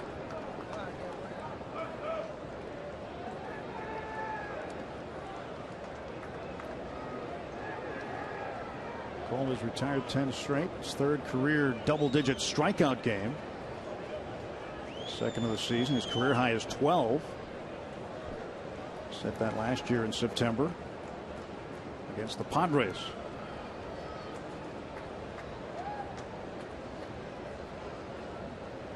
Two balls, 2 strikes to Frazier. 2 outs, nobody aboard. And the pitch. On the back.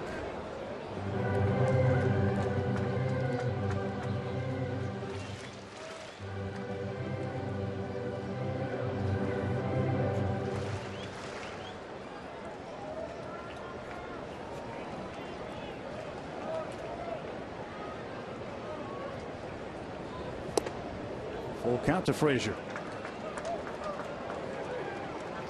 Remember, it was Frazier that drove in the only Reds run in the 1st inning with a ground ball out. That was one of the plays that Jay Hay made. One where he leaped up on high point on him and took away extra bases. Strike 3. 11 strikeouts for Garrett Cole, one off his career high. And Cole has retired 11 straight Cincinnati Reds.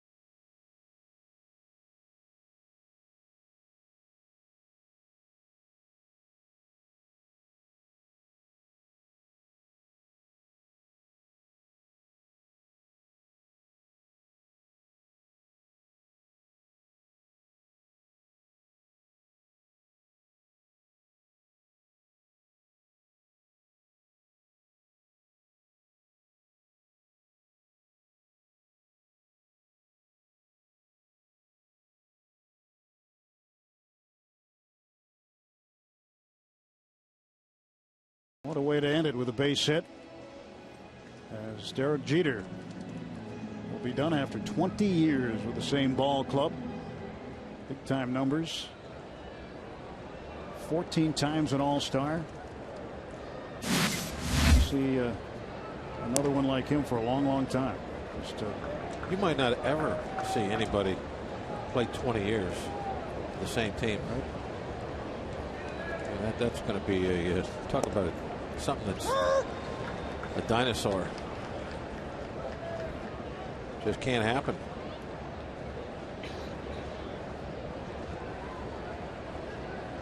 Sanchez had a comebacker to Cueto. First time up, breaks another bat and hits that one to the far end of the Pirate dugout.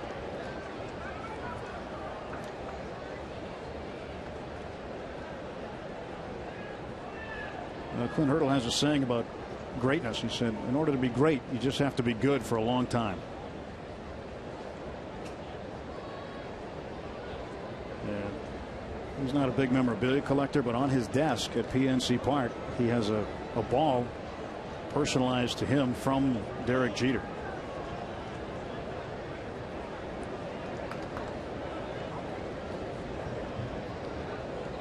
Had him do it for him at the All-Star game this year.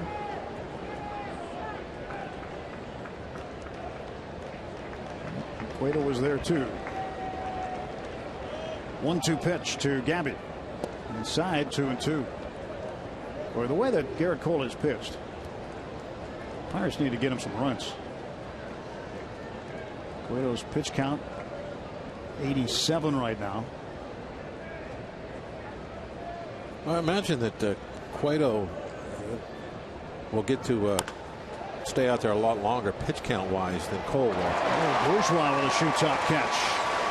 And Cole's got more work to do this year. And Cueto is done for the season after this, and they're desperate to get him number 20. So, especially if this game is tied, and Cueto, I think, will be given a little more leeway. Nice running catch, knee high.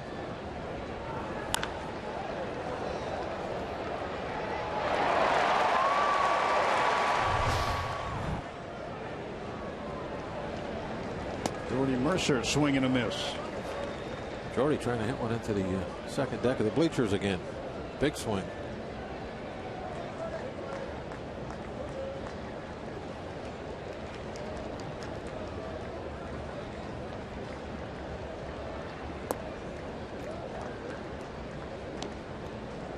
One ball, one strike, one out.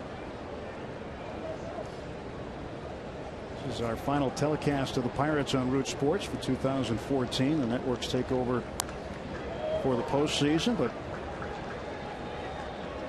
Greg and Bob and John and Steve and I will be on radio for the postseason with you. And you want to make sure to watch this game, regardless of the outcome. Watch the game all the way through the end, as we've got a terrific, absolutely wonderful end of the season video we're going to roll out with today that you want to see. Ground ball to second base, and Phillips throws out Jordy Mercer. Let's go down and check in with Robbie. Well, Chris Stewart, you talked about Derek Jeter a moment ago. Chris Stewart played with him, and he used the word incredible to describe him as a teammate. The way he went about his life and his business sets the tone for what everybody should be like. Stewart said he tried to mold his game after what Jeter's done, and it's just impressive how long he was able to do it and how he was able to affect so many people. And just having the opportunity to play with him was truly incredible. I said it 3 times when I talked to him. That's what kind of mark Jeter left on Stewart in his career. Well, Mark Melancon also played with him in New York with the Yankees, and he had similar things to say. Stewart runs this one fair down to third. Negron, a long throw, and Stewart retired. 7th inning stretch. It is 1-1, the Pirates and the Reds. And to Honor America, we join Cincinnati Reds public address announcer Joe Zerhusen in smooth transition for today's rendition of God Bless America. Forces, as well as those who serve to protect in our local police and fire departments. At this time, please help us honor these brave men and women and all our veterans of service as we welcome Smooth Transition as they lead us in the singing of God Bless America. God bless America, land that I love.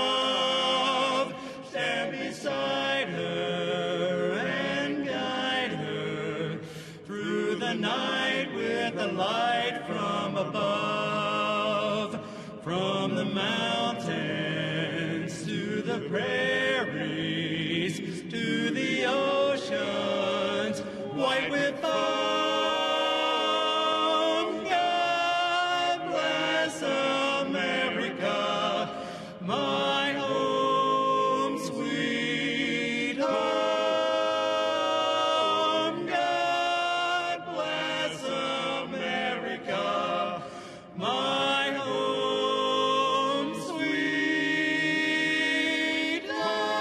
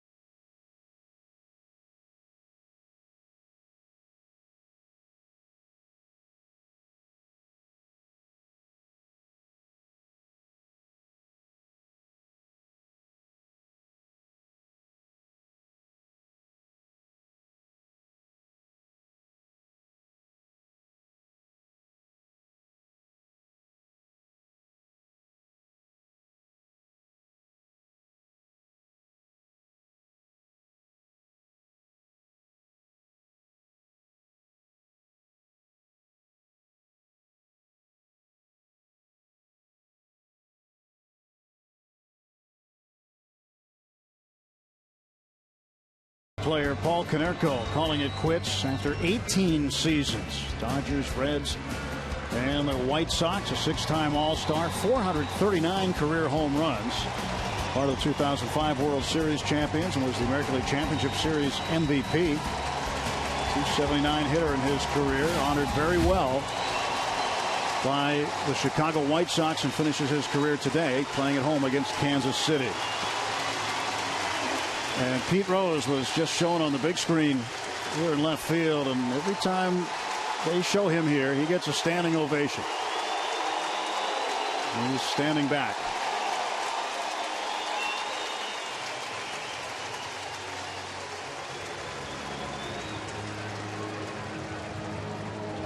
There are 14 bats in those smokestacks. They're not allowed to retire his number, but they kind of snuck that in there as a tribute for Pete Rose.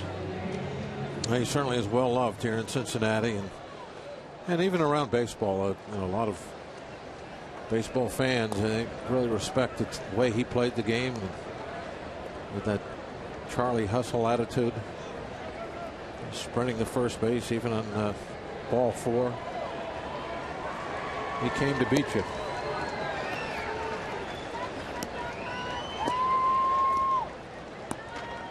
Devin Mesoraco, the batter. Mesoraco 0 for 2.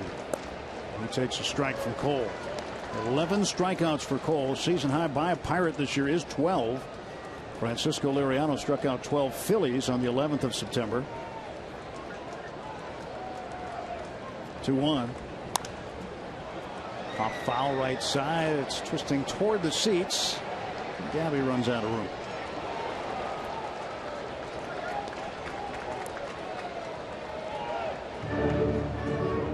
Just a reminder, as you enjoy a cold one, to look forward to Miller Time later in tonight's game, brought to you by Miller Lite.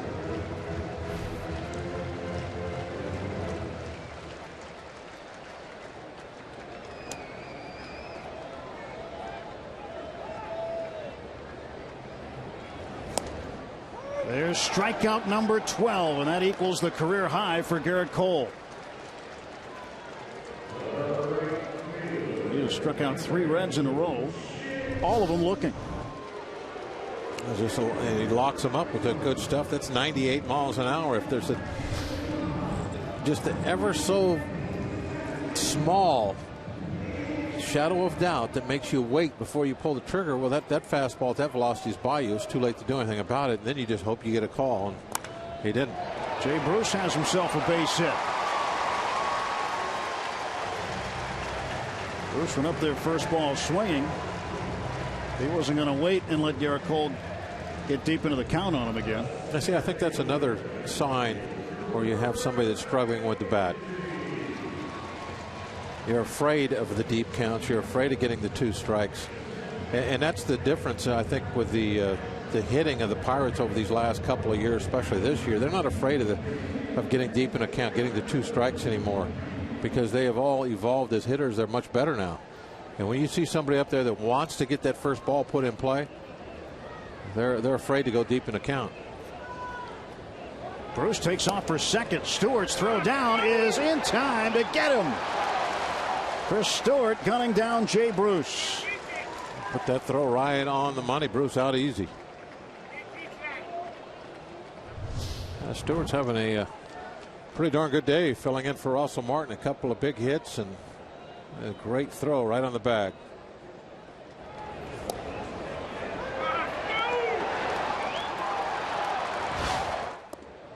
Strike 2 to Heisen. He gave a little acknowledgement there to Cole. That was for getting him the ball quickly, giving him a chance at making that throw. Jeter would do that. He would.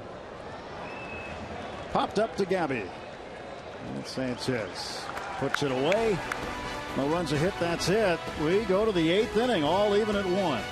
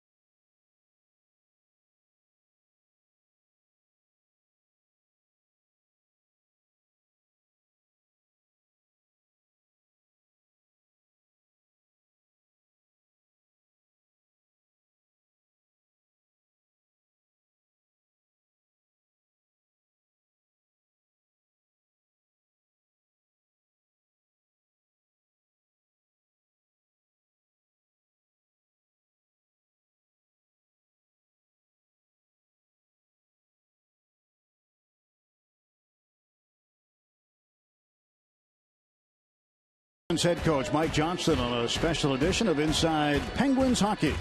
Join us as we sit down with the hockey veteran to learn more about his background, coaching philosophies, and what he has in store for the Pens this season. It's Inside Penguins Hockey. Sit down with Mike Johnston. Debuts tomorrow after Pens postgame on Root Sports. Well, tight ball game here. 1-1.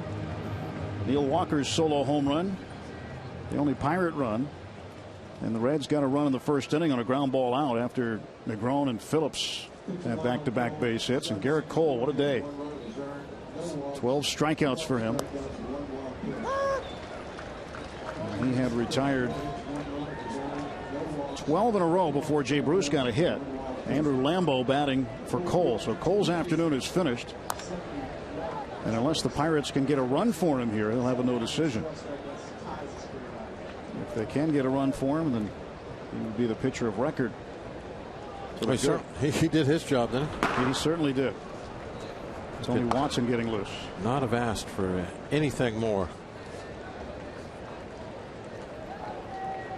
Lambeau's first career home run came in this ballpark a year ago today. Pirates had 6 home runs that day. Lambeau wants time again.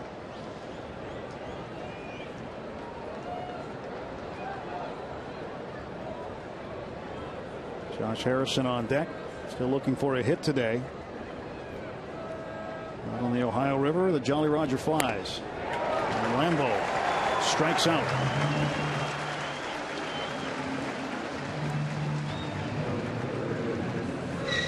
Take a look at our AT&T fan photo. You can submit them. Hashtag Bucks fan photo. Jay Hay all day. A lot of Jay Hay fans from Pittsburgh here.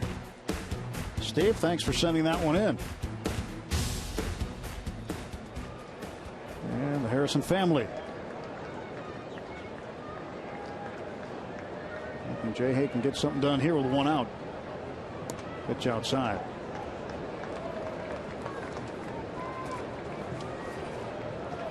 Harrison has hit in a career high 15 straight games. And it might stop right there. We'll see. He's 0 for 4. Lining out to Negron.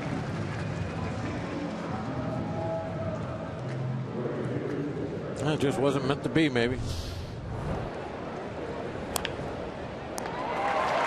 So you combine the 0 for 4 with the fact that Morneau elected not to play today. We assume he elected to not play. But either way, he's not playing. He's going to sit on his .319 average and take the batting title.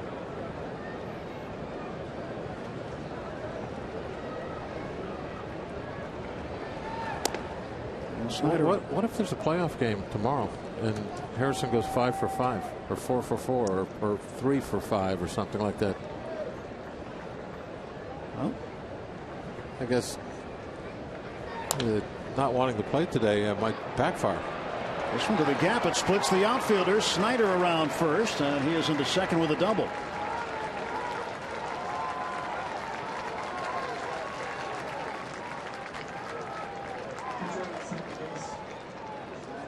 Two-out double. I mean, this is what you try and do with 2 outs. That's why I don't like when I see people trying to bunt with 2 outs. You want to get yourself in scoring position so where one more hit can get a run home. You don't have to try and build an inning without any outs to use, and that's what Snyder did. Able to drive this ball into the gap and get himself to second base.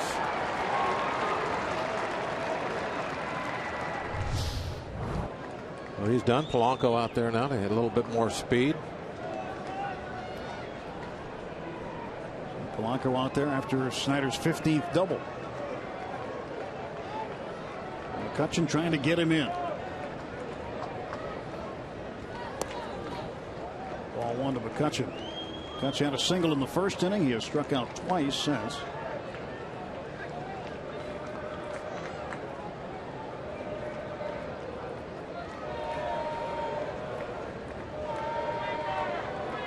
One-0 pitch.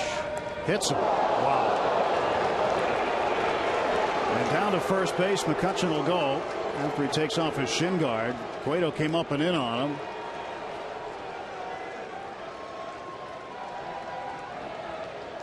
And McCutchen a little tired of getting hit by pitches.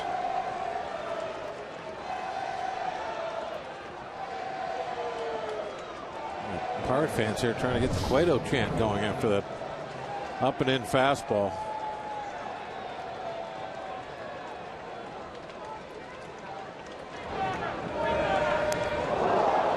.95-mile-an-hour fastball right in the back.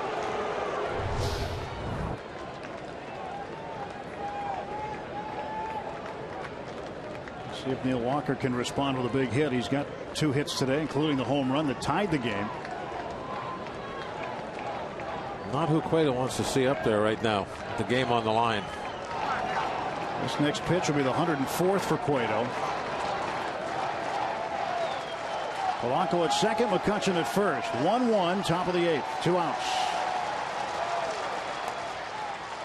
All 1.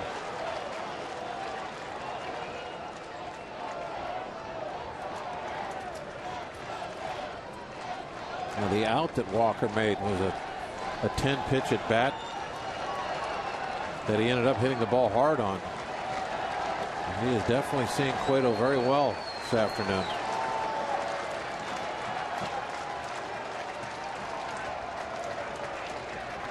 One-zero pitch from Cueto. That's up and in. 2 balls, no strikes.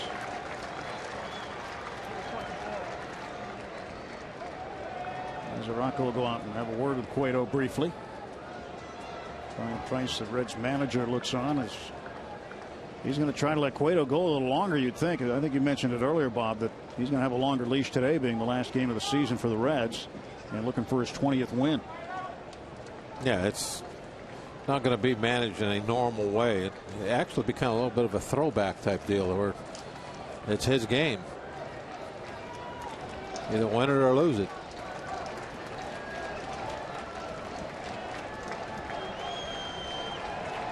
Jumbo Diaz warming up.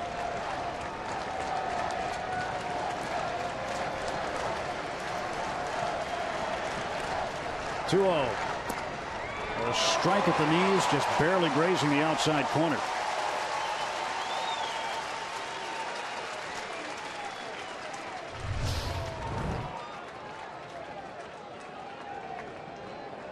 Yeah, maybe a little outside, but got the call.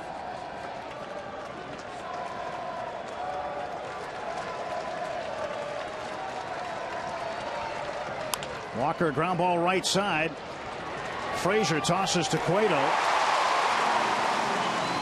And an emotional Johnny Cueto reacting to the final out of the top of the 8th. Pirates leave 2 on.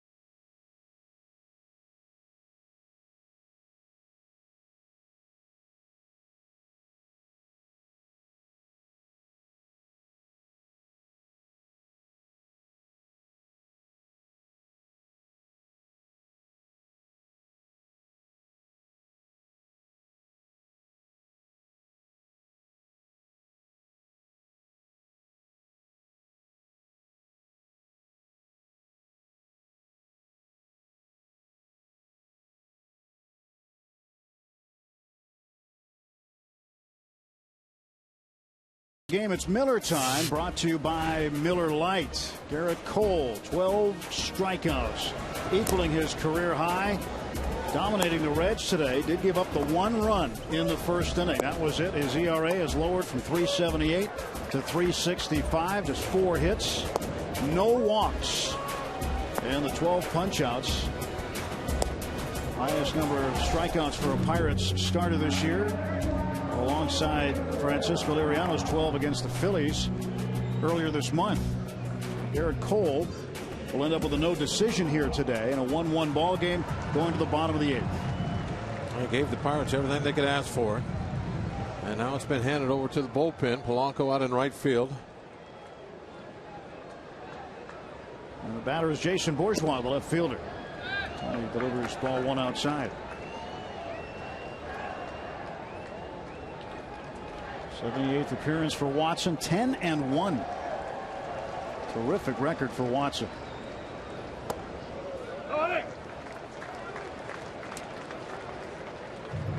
Tony Watson enters this game today with an ERA of 1.40. Now, among pitchers who pitched only in relief, it would be the lowest ERA by a left-handed reliever in team history with at least 50 innings of work. So he has put on a display doing what he does with historical proportions in Pirates franchise history. All-star this year. 2-1 to Bourgeois. This one belted to the gap in left center field. Bourgeois speeding around first, heading for second. McCutchen bobbled it. Now Bourgeois heading for third. He slides and he is safe at third.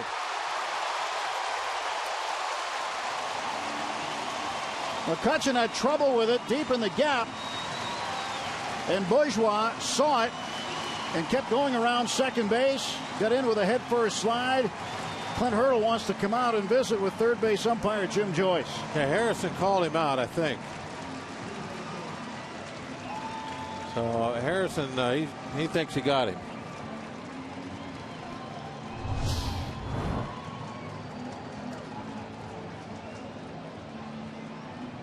Boy, he took the helmet right to the knee also. That had to hurt. This might be a better angle here. It's going to be a hard one to overturn.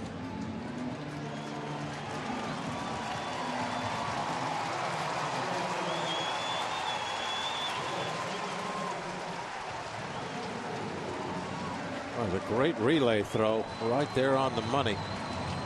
Good quick tag. See Jay Hayes' reaction. Well, now the infield's going to be coming in.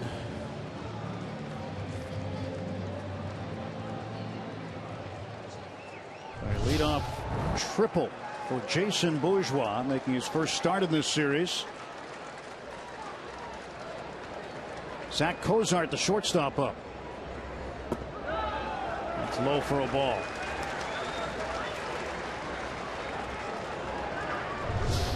One more look. Watch the right hand. Allegheny Health Network. Supermo slowing it down. It's still hard to tell. Cozart. Oh, and a diving stop by Jay Hay. Lunging grab. Wow. What a play by Harrison. He has been all over the place at third base. There's your game saver.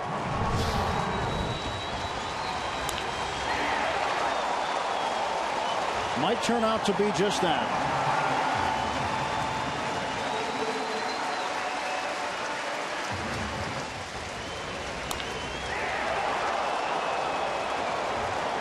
Cozart lines out. He's 0 for 3. And the Reds fans on their feet, not for their hometown kid, but for that guy batting in the bottom of the 8th inning. Reds pitcher Johnny Cueto is going to hit for himself here. A 1-1 ball game. I don't understand this. I know they want to get him a win, but the best way to get him a win would be have a regular player hit right now with a runner to third and only one out, and then have Chapman come in and pitch the 9th inning. That's the best way to get him a win. I agree. I mean, this makes no sense to me. I agree with you, Bob. I thought for sure we'd see a pinch hitter, especially with a man at third and one out. Pirates expecting perhaps a squeeze.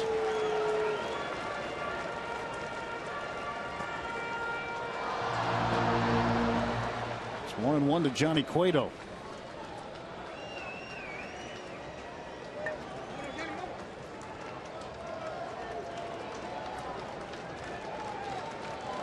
One pitch. Now it's 1-2.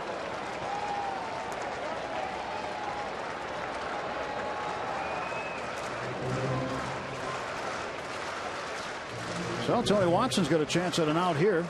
Be a big one too. If the Cardinals are watching, I wonder what they think of this move. I'm sure they're a little disappointed in it. See how it works out. 1-2. Missed inside. In fact, we understand Brian Price did call Mike Matheny this week to explain to him some of the lineups, or at least Friday's lineup that he put up against the Pirates, saying that his team is banged up and needed to get some guys a rest and whatnot.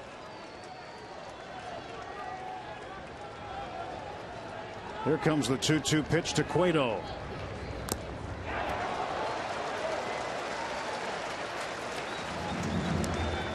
One out, runner at third. And the Reds pitcher hitting for himself in the 8th.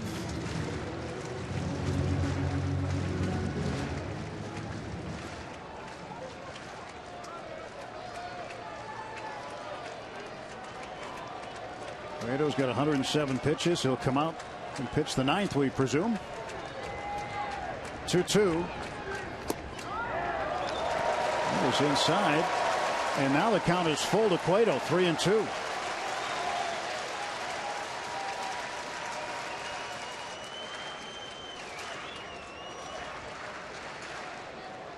And Negron, the third baseman, on deck. He's had a great series. Payoff pitch to Cueto. And there's a base hit. Unbelievable. And the Reds take a 2-1 lead. Are you kidding me? As Johnny Cueto picks up his 9th hit of the year. And what has happened to Stewart? He is down rolling in the ground.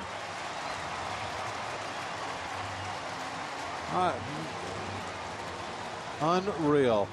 He convinces them to let him hit, and he gets the base hit. He had to hit Stewart. That's got to be why Stewart's down. The backswing of Johnny Cueto makes contact here with Stewart. Right on the wrist.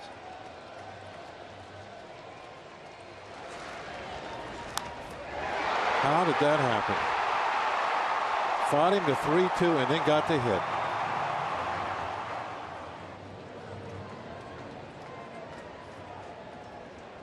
And hitting Stewart right on that bone that's on that part of the wrist that's exposed underneath the glove. And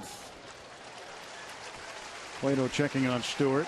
Tony Sanchez will have to come out and catch now and finish the game. Pirates down to one catcher. Russell Martin being held out today.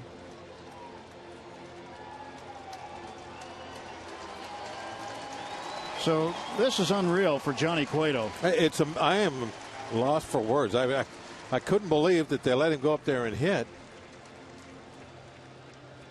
And now I think they're taking him out of the game. Now that he's knocked in the go-ahead run.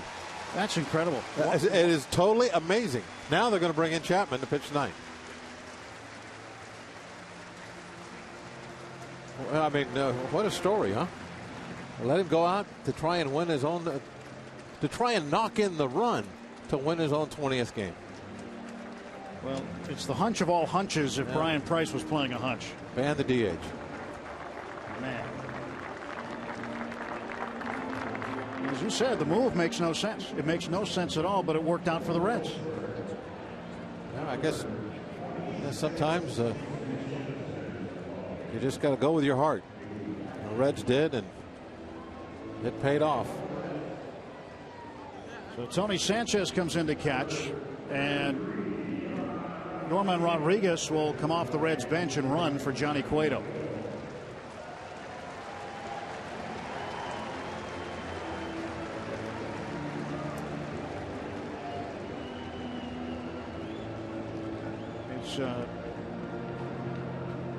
To me, and I know to you, it's just a head scratcher.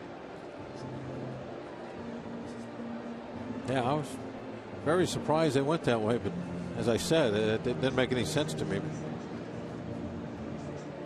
But talk about making something work. They did.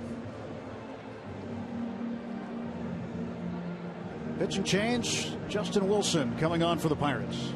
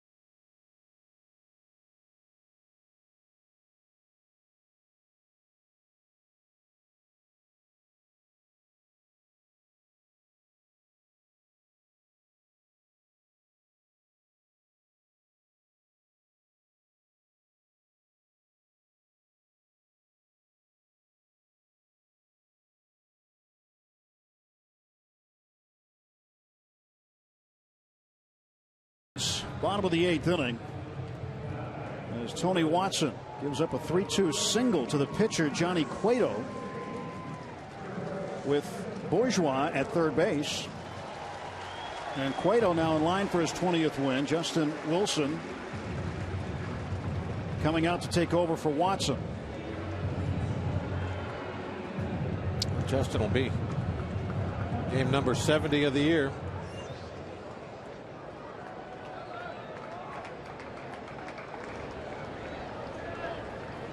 This will be a story he'll talk about for a long time. Knocked in the winning run to win his 20th game.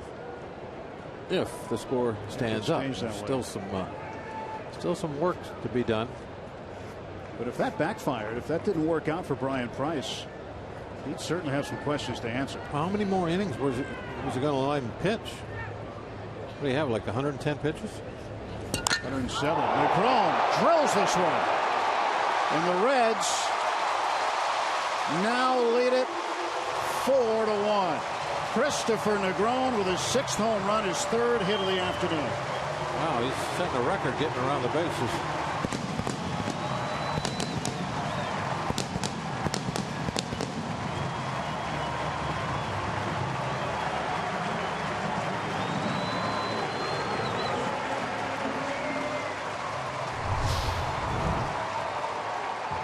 Just ambushes Wilson here. Yeah, just looking for a first pitch fastball. Looked like a cutter. I think that because of the 92-mile-per-hour velocity, that was probably the cutter, and didn't get it in deep enough.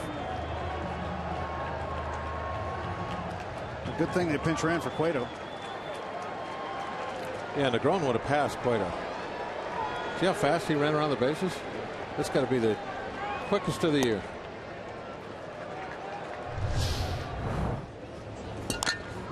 Insurance runs for the Reds.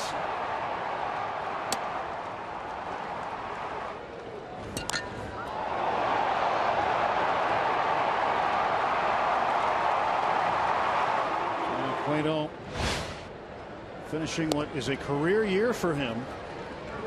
He has a $10 million club option for next year, which they'll exercise, and after next year he can be a free agent. Certainly one of the best in baseball this year. If it wasn't for Clayton Kershaw, the Dodgers, you'd be looking at perhaps a Johnny Cueto Cy Young. Oh, most definitely. The St. Louis Cardinals folks would disagree. They would think Adam Wainwright would be the guy, but I think well, I guess there'd be competition there. You're right, but still, what Cueto has done to us anyway, watching him pitch, was he 5-0 against us this season? I think the Pirates would vote Cueto. All right, let's put a watch on Negron here. I mean, he is just flying around the bases. I mean, it's a no doubt home run. And he's already celebrated, but look at him go. It's like he's legging out a triple. Now he's going to turn it for home. And he almost catches Rodriguez. 16 seconds to get around the bases on a home run trot. Well, some guys don't get the second on a double in 16 seconds. Todd Frazier, the batter. Now, I mentioned Wainwright a moment ago. They're about a half hour from the start of their game in Arizona. You got to wonder if he's going to pitch if they're not waiting to see what the result of this game is. Yeah, they might let him throw a little bit. Just like a tune-up type outing, since they don't play till Friday. Put him on normal rest, but 3 or 4 innings, something like that. Maybe.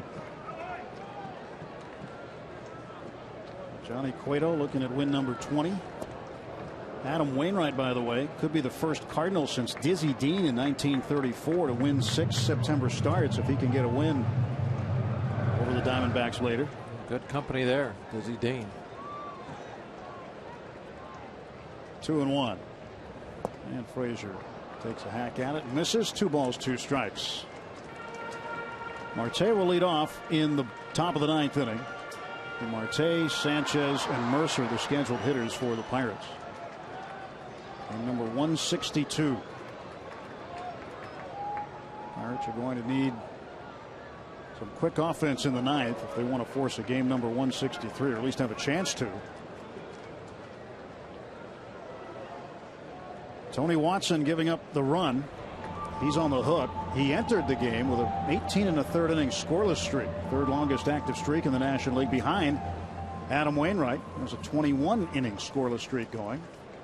Steven Strasburg of the Nationals with a 20 inning streak. Speaking of the Nationals, Jordan Zimmerman, a no hitter today against the Marlins.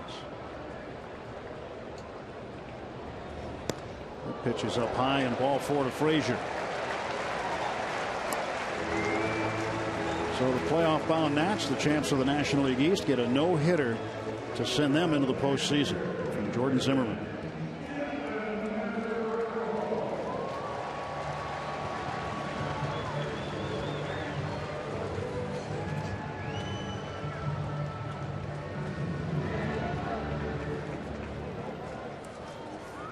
Two outs, Devin Mesoraco, the hitter.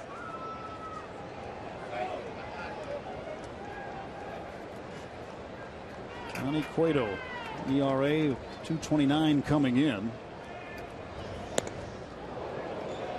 He's lowered it to 2.25. He'll finish up the season with a 2.25 earned run average.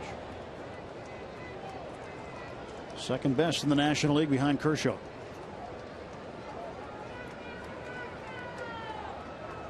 One to Mesoraco.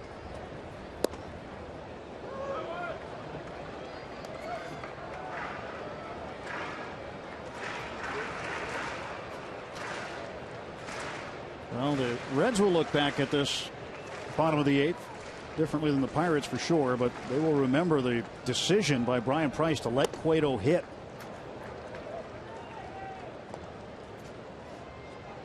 With a man at third base and one out. Go ahead run was at third, and Price let his pitcher hit. And on a 3-2 pitch off one of the best relievers in the game, he hit one up the middle to score the run and put the Reds in front. Sanchez blocks it.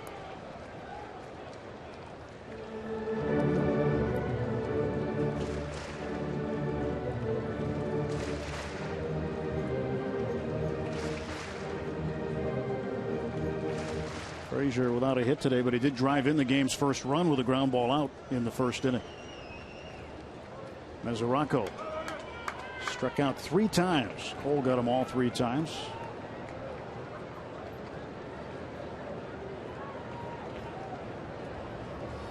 That's a foul ball, or was he hit by the pitch? Well, they're going to say he was hit. Did they check, see if he swung? Thought I asked for an appeal. I don't know if they did or not.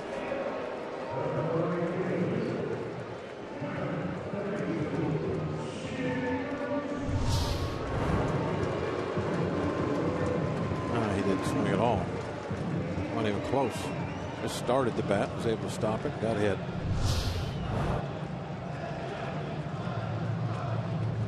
Ray Searage going out to have a little talk. Well, this inning has really gone south in a hurry, hasn't it? It certainly has. Now, did you say earlier that it's already been said that Edinson will pitch the Wednesday game if there is one? Clint Hurdle said there's a very good chance. This is before the game. He said there's a very good chance if there is a game Wednesday that Edinson Volquez would pitch. He wasn't trying to back himself in a corner and commit himself before this game was played, I'm sure. But I would think Volquez will pitch Wednesday against Madison Bumgarner if the score holds up.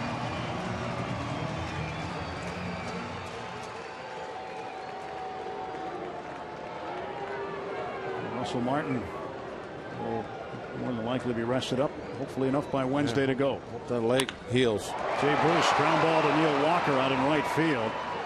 And we'll head to the 9th inning. 3 runs, a base hit by Cueto, and the Reds now lead it 4-1.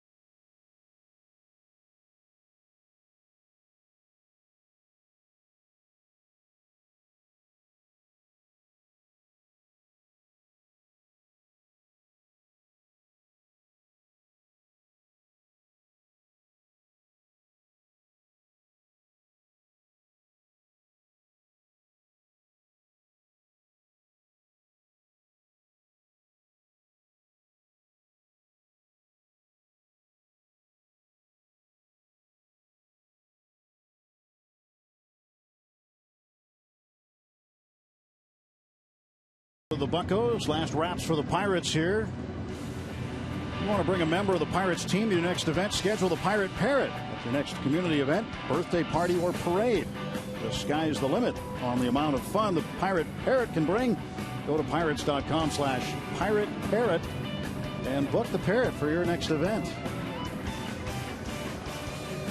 Well, Pirates know what they have to do, and they have to do it against one of the toughest guys in the game right now, left-hander Aroldis Chapman.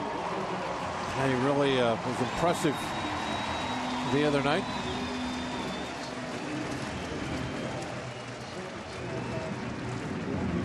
Chapman pitched yesterday afternoon. I said night. I'm in afternoon. He pitched the ninth. It was consistently struck out two. 101, 101, 101, 101. Really had that particular velocity really nailed down.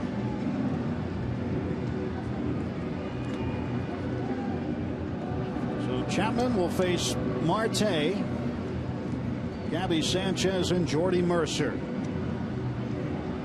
As game number 162 winds down. Again, folks, we have very much enjoyed, if we don't get a chance to say it, we'll say it now, very much enjoyed bringing you Pirates baseball during this extremely exciting season again. Back-to-back playoff appearances. And the five of us broadcasters will be continuing on through the playoffs on radio during the postseason. But this is the final telecast on Root Sports for the season. Yeah, we really appreciate all the hard work that everybody does to support us and you know put the games on. I know it's kind of our faces and our voices sometimes, but there are so many folks behind the scenes that really help us out and do such a fantastic job to put these games on. And year after year, I'm always amazed at how good things go. Starling Marte facing Chapman. That's the pitch up high. Our producer for Pirates Baseball, Adam Elmore. Our director, Pete Toma. Jason Steele, Tyler Graham. Great work that they do in the truck. And you'll see some of Tyler's great work at the end of this ball game. As Marte delivers a single to start the ninth. Yeah, maybe it'll be an exciting ninth. Good way to get it started.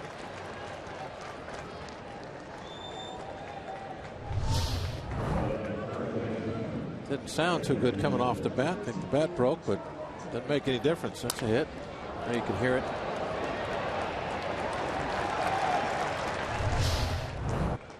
For Marte now, 13 straight games he's hit it.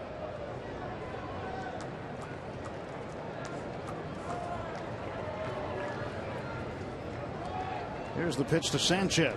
That's up high for a ball. News from the other Central Division in the American League. The Tigers have taken care of business, and they have defeated the Twins 3-0, and Detroit has won the American League Central Division.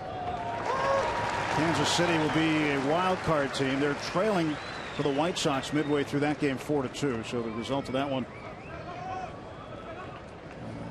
doesn't matter all that much to the Royals at this point in time based on the postseason availability. They'll be there. But the Tigers have won the Central. 1 ball and 2 strikes to Gabby Sanchez.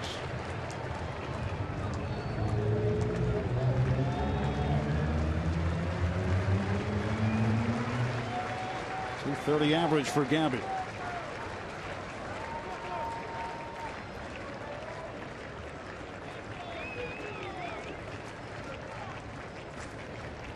They struck him out.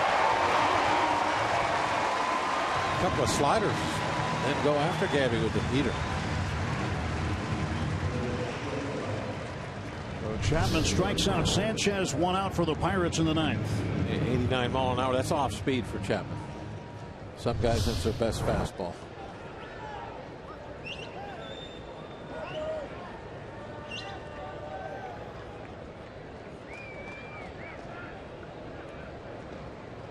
Jordy Mercer 0 for 3 today. Struck out once, grounded out twice. And Jordy takes a fastball at 98 up high. Tony Sanchez on deck for the Pirates. Mercer at the plate and Marte at first base. 1-0. There goes Marte. They'll let him go, and he will steal his 30th base of the year. Mesoraco came up, started to throw, and then stopped. Phillips went over to cover. It should be. Should give him a steal. I think they should give him a steal. Yep, they gave him number 30. Because if they're going to cover the bag, well, then that's not indifference to me. No. Indifference, if nobody covers, then that's something else. 1-1 pitch to Mercer.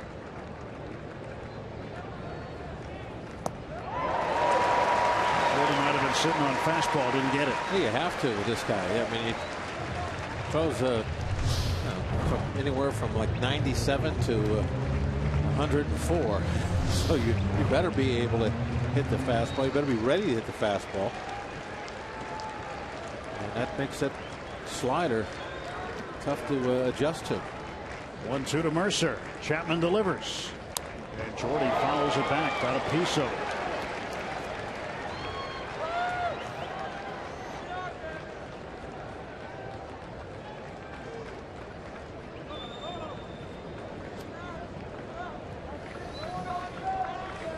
Jose Talbot on the dugout steps with the bat in his hands.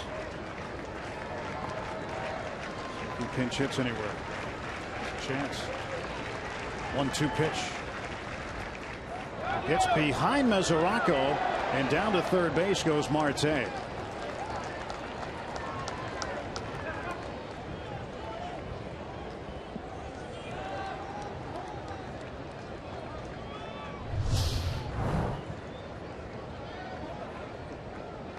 Right under the glove and have it down in the dirt.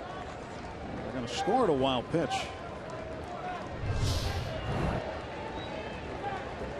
Marte at third base, 1 out. 2-ball, 2-strike pitch coming to Jordy Mercer from Aroldis Chapman.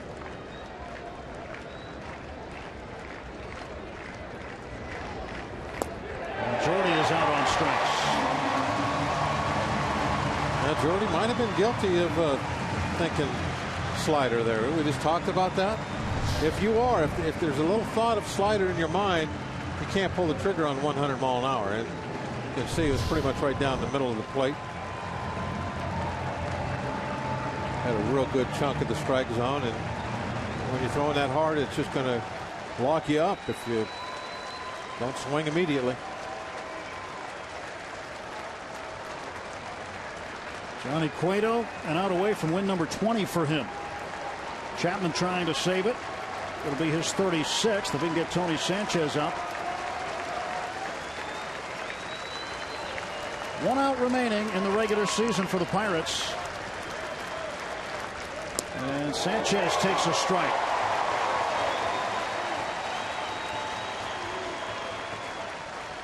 .25 games for the Pirates. Sanchez hitting .250. There's the 0-1. Swing and a miss, and the Bucks down to the last strike. Certainly the Cardinal fans taking notice at this point in time.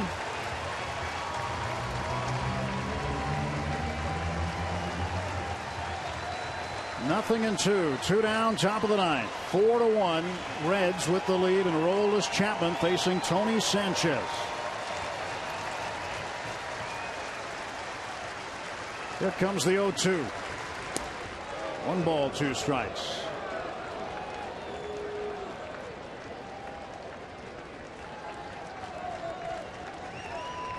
Harrison hoping for a chance.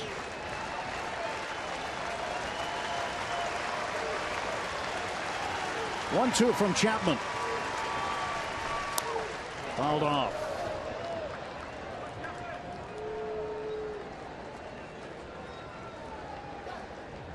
All in 2 strikes to Tony. Stays alive.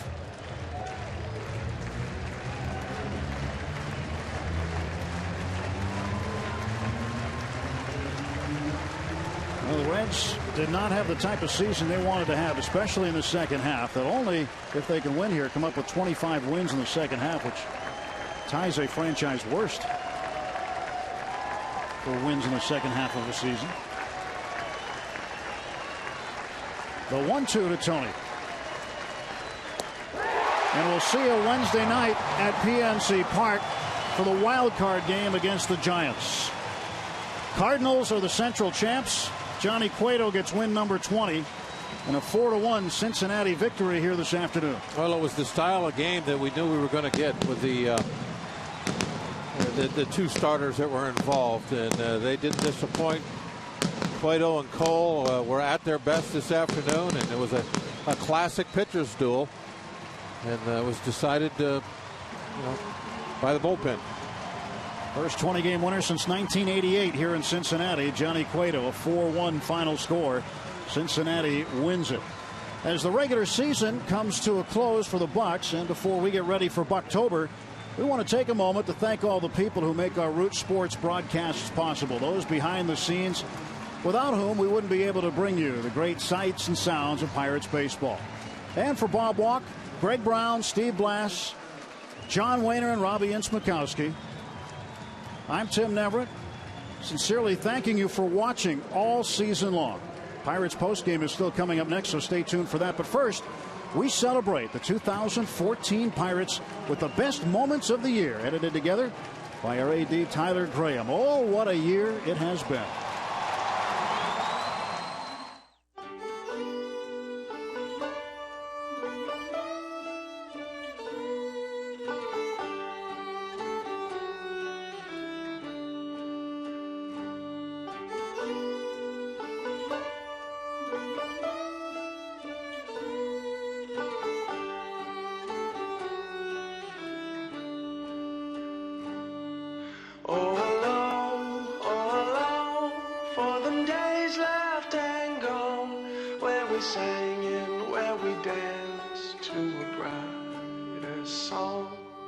Something's burning in my soul. I let it lose control and now I'm in. Oh God, I've said, but I tried so hard, and we tried so hard, and it's a long, long road, but you told me so. Yeah, I tried so hard to forget where we are, and all we do is laugh and we say, and you can kiss it goodbye. How good is your opening day?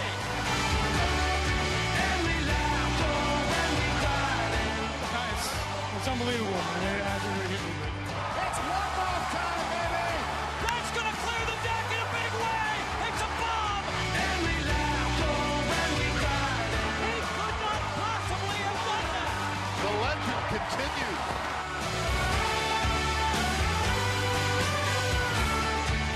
But before I go on my first tour, my deployment overseas, I have one last surprise for you. And we laughed, and we cried and thought, oh, what a life. Woo! Look at this, baby. Clear the deck. Cannonball coming. Whoa. We killed our heart. We got a big grande cup of coffee from El Cafe. Yeah, I tried so hard. Yet I'm lost in sky. And I'm filled with regret. Yet I sing.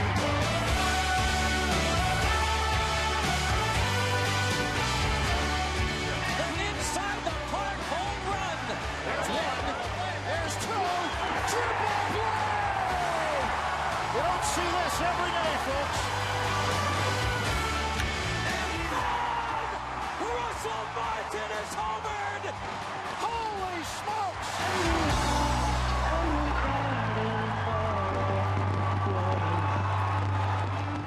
On behalf of our entire organization, we want to thank our fans that have shown up buck strong 2.5 million times this year.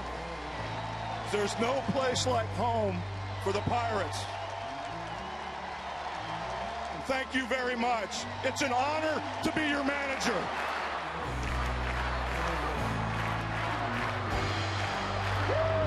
Pirates are going to the postseason. Back-to-back Bucktobers for the Buccos. The 2014 Pirates return to the postseason.